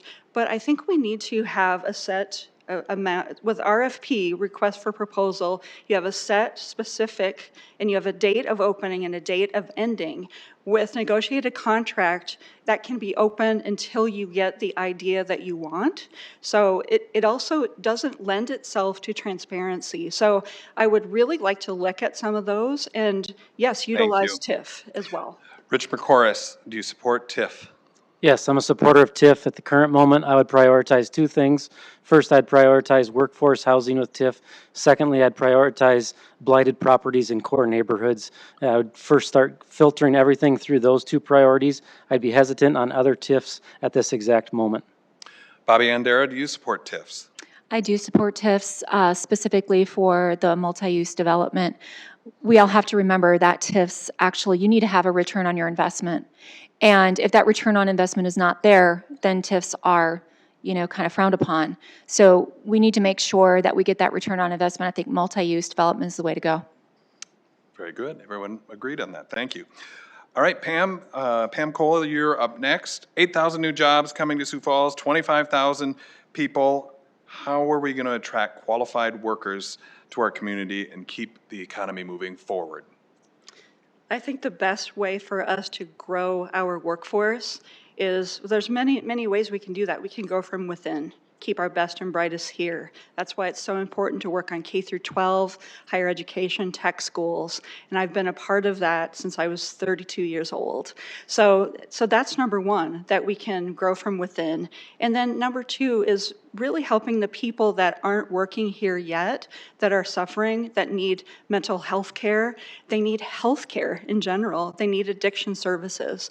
And as I said before, I worked tirelessly all of last year to help get Medicaid to single adults that earn less than $17,000 a year. And that means people that can't afford insurance premiums and they cannot afford medication. So a healthier set of people right here. And then thirdly, I would visit with trying to help our homeless population. And I have a lot of connections on the Native reservations. There's actual tribal funds that can be used here in Sioux Falls to benefit people. Thanks, Pam. Rich Mccroris, how are you going to get the workers here? I think it's going to focus on two things: quality of life and affordability. People are moving to Sioux Falls all the time and commenting on, they moved here and like, wow, this place is amazing. Look at our bike trail, look at our parks, look at the downtown, look at all of the culture and the opportunity we have here. So I think there's great work being done on quality of life. I think we got some challenges coming on affordability. Goes back to housing again. As long as we maintain affordability and quality of life, I think we're going to be able to attract people. One specific area that I think there is opportunity, we've been blessed with Lutheran social services in our community community. For many years, we had individuals moving to Sioux Falls. Sioux Falls was their first stop in coming to America. I believe we're seeing something a little bit different now. We're seeing Sioux Falls become the second stop for people. They started in Minneapolis or Chicago, Milwaukee, or other places. Those individuals are now looking for a safer, better community. I want to welcome them to Sioux Falls, but we got to do a good job of incorporating them into our community and allowing them to take ownership of our community as well. Thank you. Bobby Andera, how are you going to get the workers here? Well, I would second the safety. People are not going to move to a town that's not safe. And we are at the tipping point, 200,000 and growing. And we have to make sure our communities are safe, our neighborhoods are safe. When you have a safe neighborhood, safe community, absolutely, they will come here. I also agree that tech schools need to have a lot of investment with them as well. The other thing I think that's really important is making sure that people feel welcomed. Not that we're not a welcoming community. The simple fact is that when you have a large bolus of people moving in, it's very difficult to understand, who your neighbors are, where the churches are, where the schools are, all of that. So it's very important to create welcome committees into this city. Janet Brecke. All of the above, all of the issues that we've talked about tonight, we have to deal with. We have to deal with housing crisis, precision growth, core development, neighborhood revitalization, violent crime.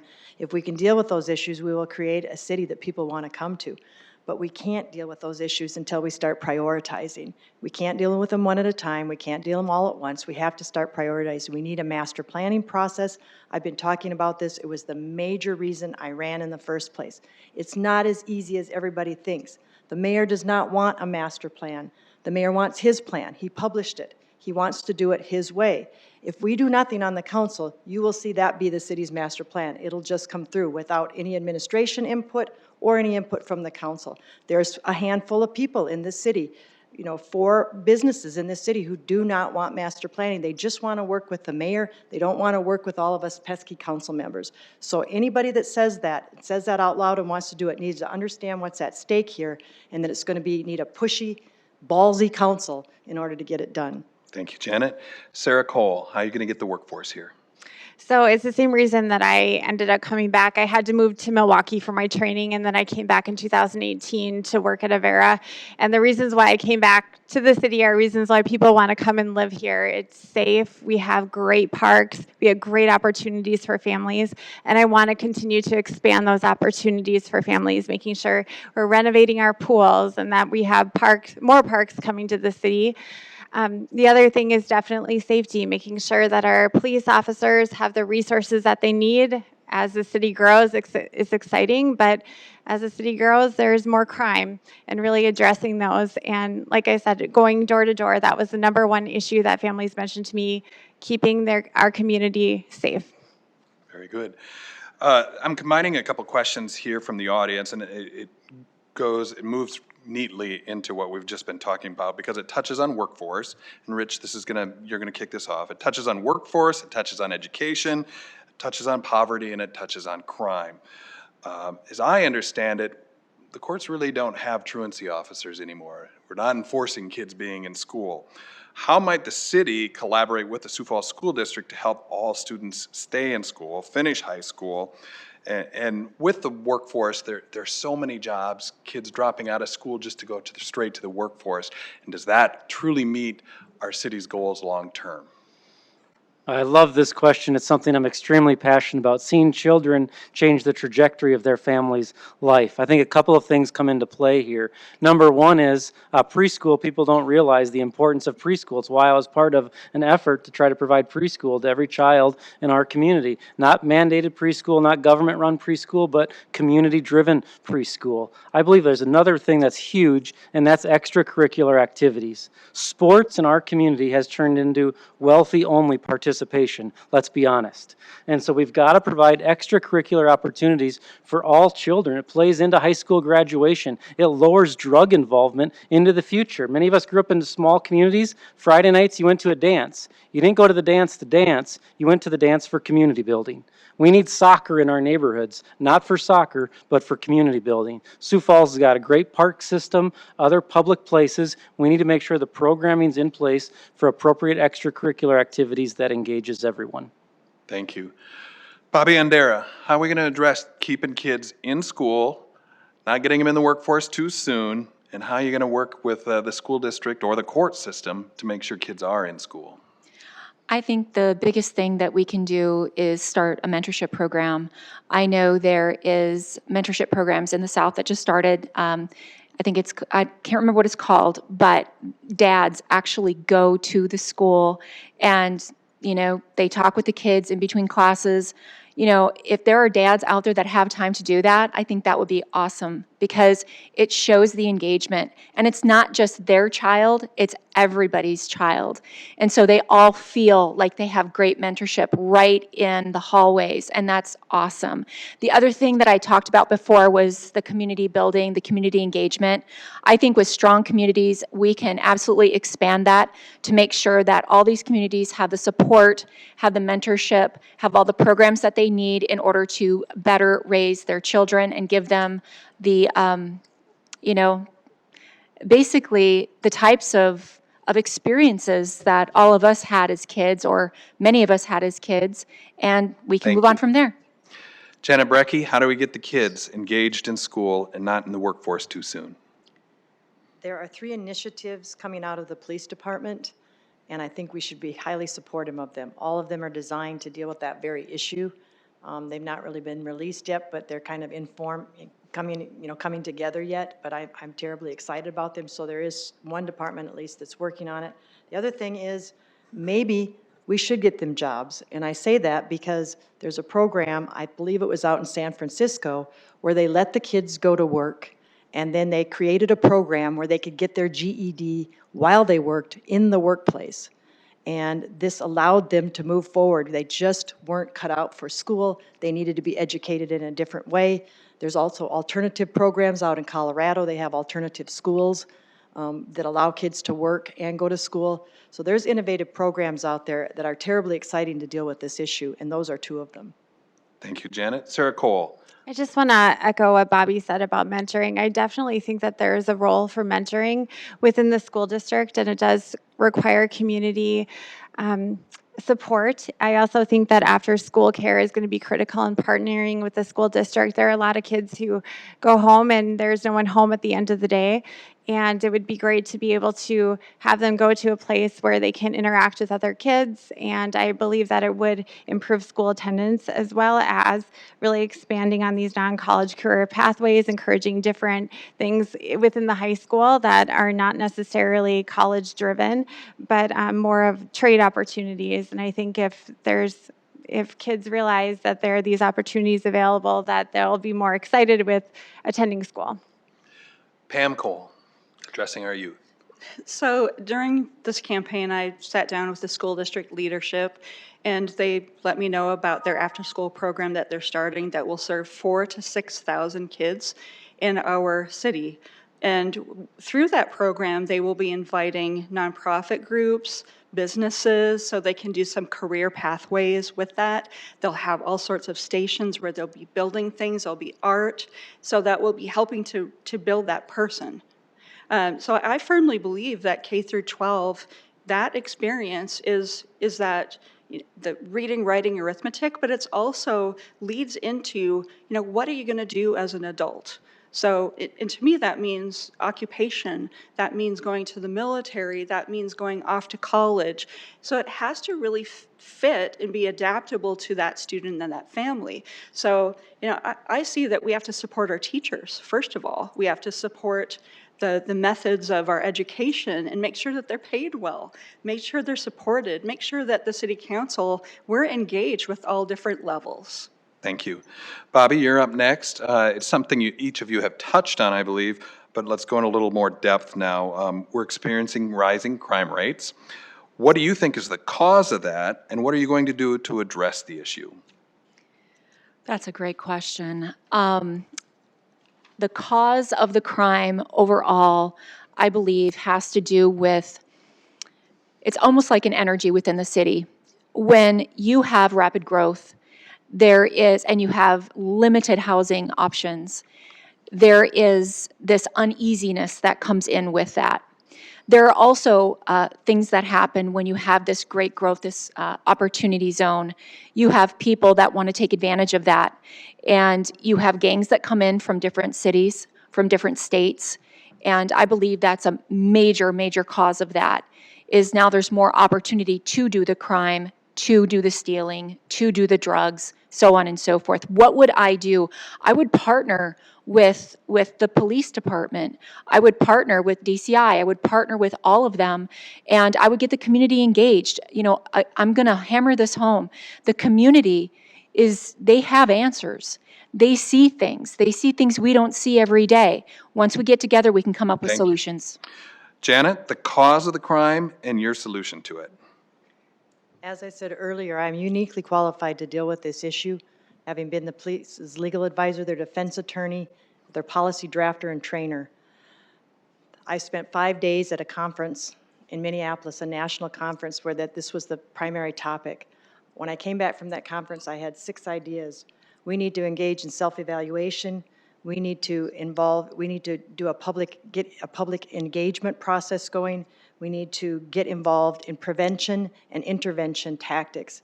We need to explore different things on the continuum of force using mental health professionals, preachers, to deal with some of the issues, and divided calls. And I mean, my head just bubbles over with all the information I have on it, but I've had a beginning conversation with the police chief, and it was very stimulating. I know with further dialogue with him that we'll come out with a half a dozen of really new, innovative ideas to do a better job of policing the city, which will reduce the crime. Thank you. Sarah Cole, the cause and your solution. So growth is a major part of it. As our city is experiencing unprecedented growth, we see the same increase in crime throughout the community. I believe that we need to look at further implementation of neighborhood watch programs, being proactive and working with school districts and nonprofits to offer after-school care, as well as mentoring youth within our community. The other major issue is making sure that we have a fully staffed police force with proactive patrolling, with special forces working on getting drugs off of our streets, including fentanyl, methamphetamine, cocaine. These are major issues in our community. Pam Cole, the cause of crime and how you'll address it. So I think the cause of crime is really an insecure life.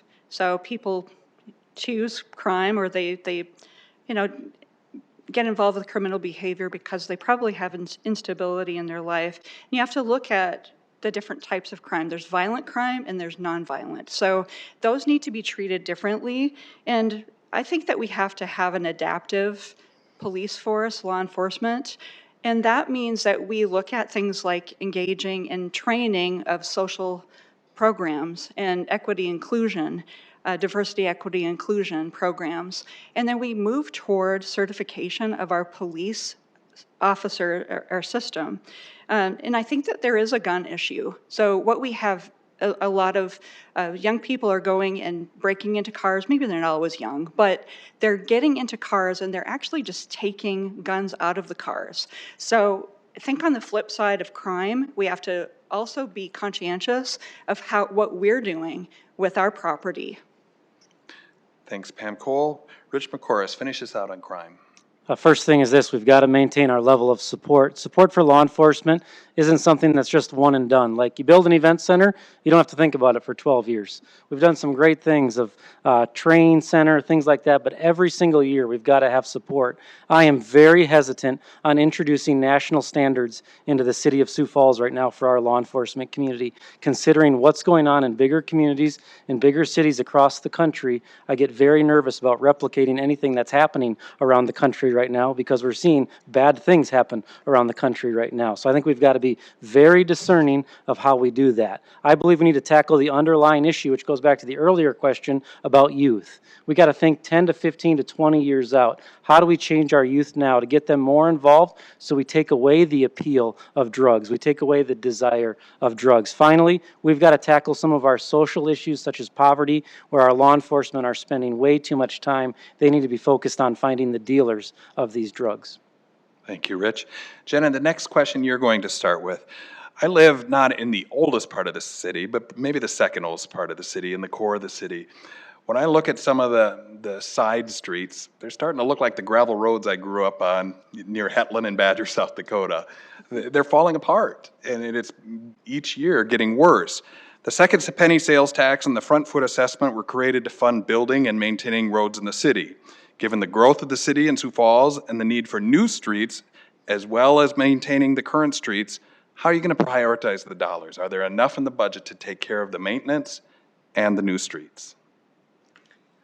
Yes, there is enough in the budget to do it. If there's not, then it needs to be placed in the budget. That's been a priority of this administration, and I think it's going to continue to be a priority. There's been no trouble with the council, adopting that strategy. I think that, yes, infrastructure improvement, infrastructure maintenance is huge. We're committed to that. We'll remain committed to that. Developing the core, revitalizing the core, that's huge. That's near and dear to me. Again, I wrote Projects Nice and Keep.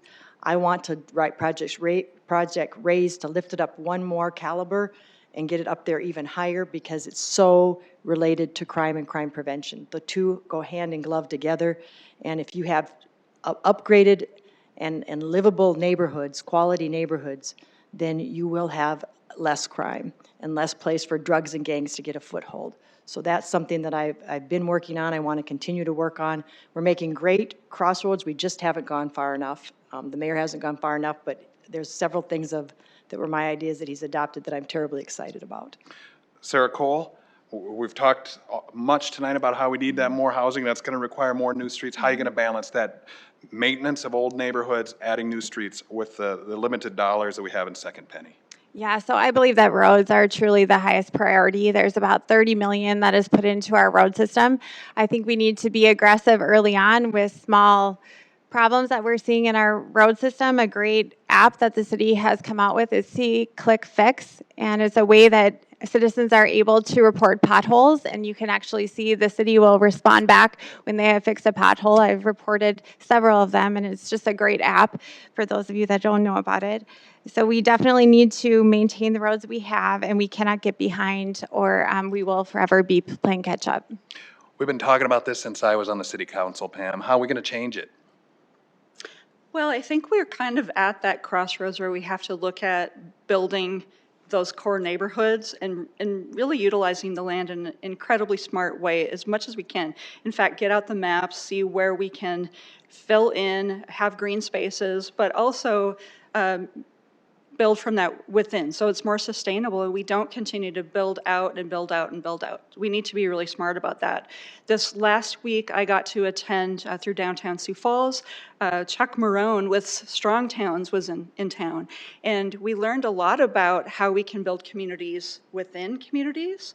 So within that larger framework of Sioux Falls. So I do think that if the money's not there, we need to budget it, and I have extensive experience with working with budgets on the local and state level. It needs to be there. We need to make sure that people can get where they need to go safely, and we need to structure our sizes of our streets appropriately so we also can calm traffic as it goes through. Rich Mccroris, how are you going to balance that?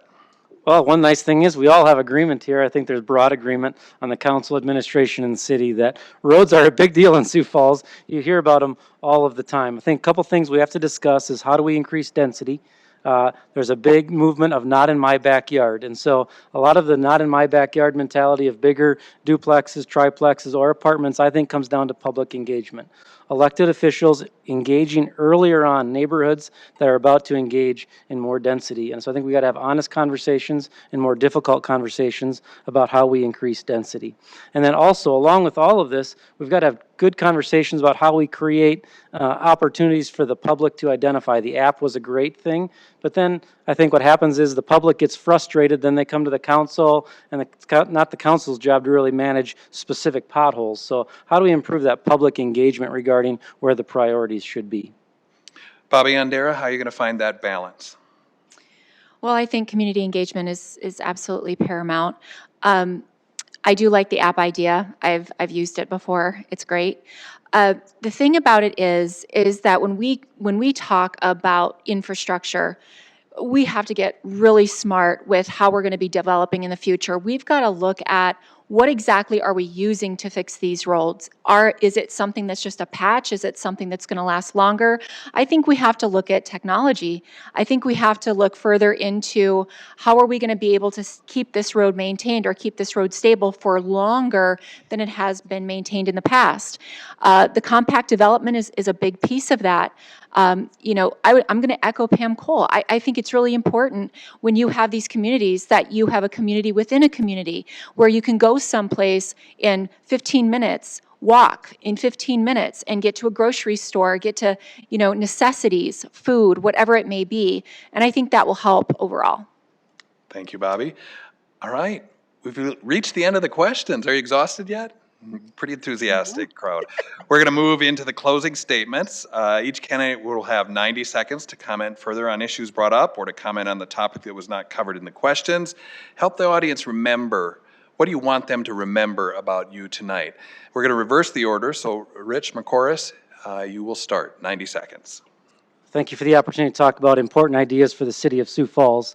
Everything we talked about tonight is multifaceted. There's not one specific thing we talked about that one budget line, one program from the city is going to solve. It's going to take leadership, bringing people, different organizations, different government entities together.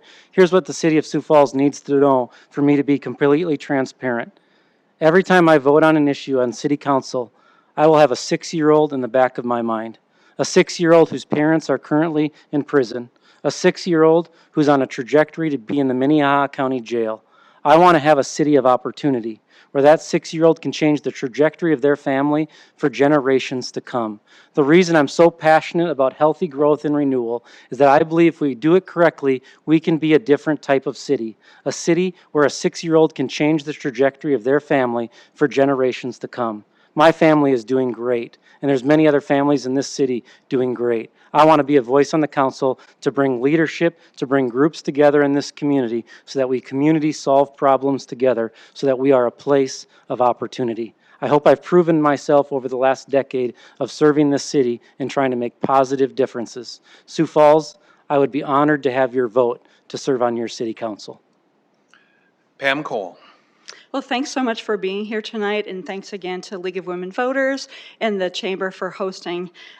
What I bring is 30 years of experience in all levels of government leadership, from the local level to the state level, and I have a network around the entire state of other leaders serving in various capacities. I bring that to the table. I also have the heart of inclusivity is really important to me, and making sure that we reach out to those that are marginalized. So I have a track record of doing that. In fact, I want to thank Equality South Dakota, the state champion for LGBTQ+ community, for endorsing me, as well as Labor, the local IBEW, International Brotherhood of Electrical Workers, Eastern South Dakota Building and Construction Workers, and the National UFCW. So I bring the power of leadership, the power of experience behind me, and I really think it's time that the City Council reaches that level of leadership as a cohesive group that can bring a strategic plan to the city, and they can make sure that the departments follow those leads and use it as a guide and a roadmap. So how do I set myself apart? I think that leadership and that experience that I have through all of those years have proven me as a viable leader, and I really ask for you to support me in this endeavor. Thank you. Sarah Cole, your closing comments. So I think that Sioux Falls is just a tremendous community. It's rated top 10 in places to raise a family, for young professionals, for starting a business, as well as retiring. I have felt very blessed to be here. I think that Sioux Falls is headed in the right direction. I think the mayor and council have done a really great job. There are certain things that I wouldn't necessarily have agreed with, but I think it's important to have those differences of opinions in city government, that we all don't have to agree. But I do think that we have to collaborate and do it in a respectful way to be able to make effective and positive change within this community.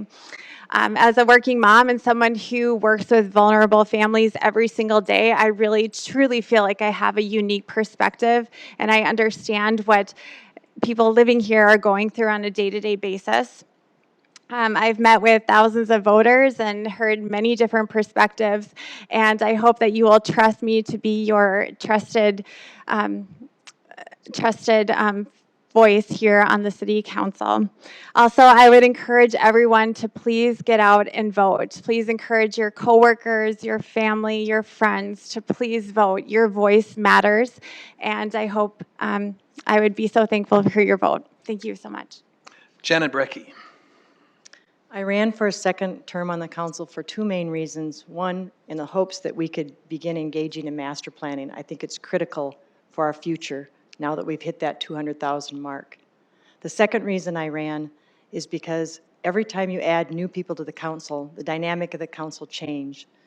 And currently there are numerous candidates in each of the races that are what I call the democracy candidates. They want to engage in open, public, respectful debate and constructive collaboration, just like we did here tonight. But I'm here to tell you that's not happening on your current council. And I'm here to tell you it's a divided council. It's a carryover from the Huther administration. We have factions, and we don't do things in public. I believe I'm one of the democracy candidates, and I'm encouraging people to vote for me and those other candidates that share my view. Because what I've said, it's not about bad people. We can get along with the incumbents on the council, but we need to change the way we do business. And I'm hoping that the people that get elected to these additional seats, and if I do myself, that we can make those changes because, again, good processes make good people get along. And Bobby Andera, finish us out. Well, I started service right after high school. Serving in the United States Air Force was an honor. And when I went into the military, I put my hand on the Bible and I rose my right hand and I said, I will defend the Constitution against all enemies, foreign and domestic. I think it is the job of a city council member to uphold people's rights, to defend them, and to make sure that their rights are not infringed upon. And this is what I'm bringing. I am bringing the voice of the people. I want to be a representative. I want to be a servant. And I am not a politician. I'm here to work together with the city council in order to come up with solutions that best serve the citizens. And for those of you out there that would consider voting for me on April 12th, I would really appreciate it. Thank you. All right.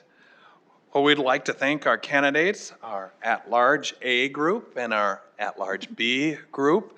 So thank you for coming tonight. It's so important for people to step forward and be willing to put their name out there, and it's hard work campaigning, even harder work governing. So good luck to our candidates in the upcoming election on April 12th, and we encourage all citizens to get out and vote. On behalf of the Greater Sioux Falls Chamber of Commerce, we'd like to thank the City of Sioux Falls for allowing us to use Carnegie Town Hall. We also want to thank our great volunteers for the League of Women Voters. And we thank you, the audience, for showing up and giving voice to your concerns with your questions tonight. Let's give our candidates and sponsors a round of applause. Have a great day.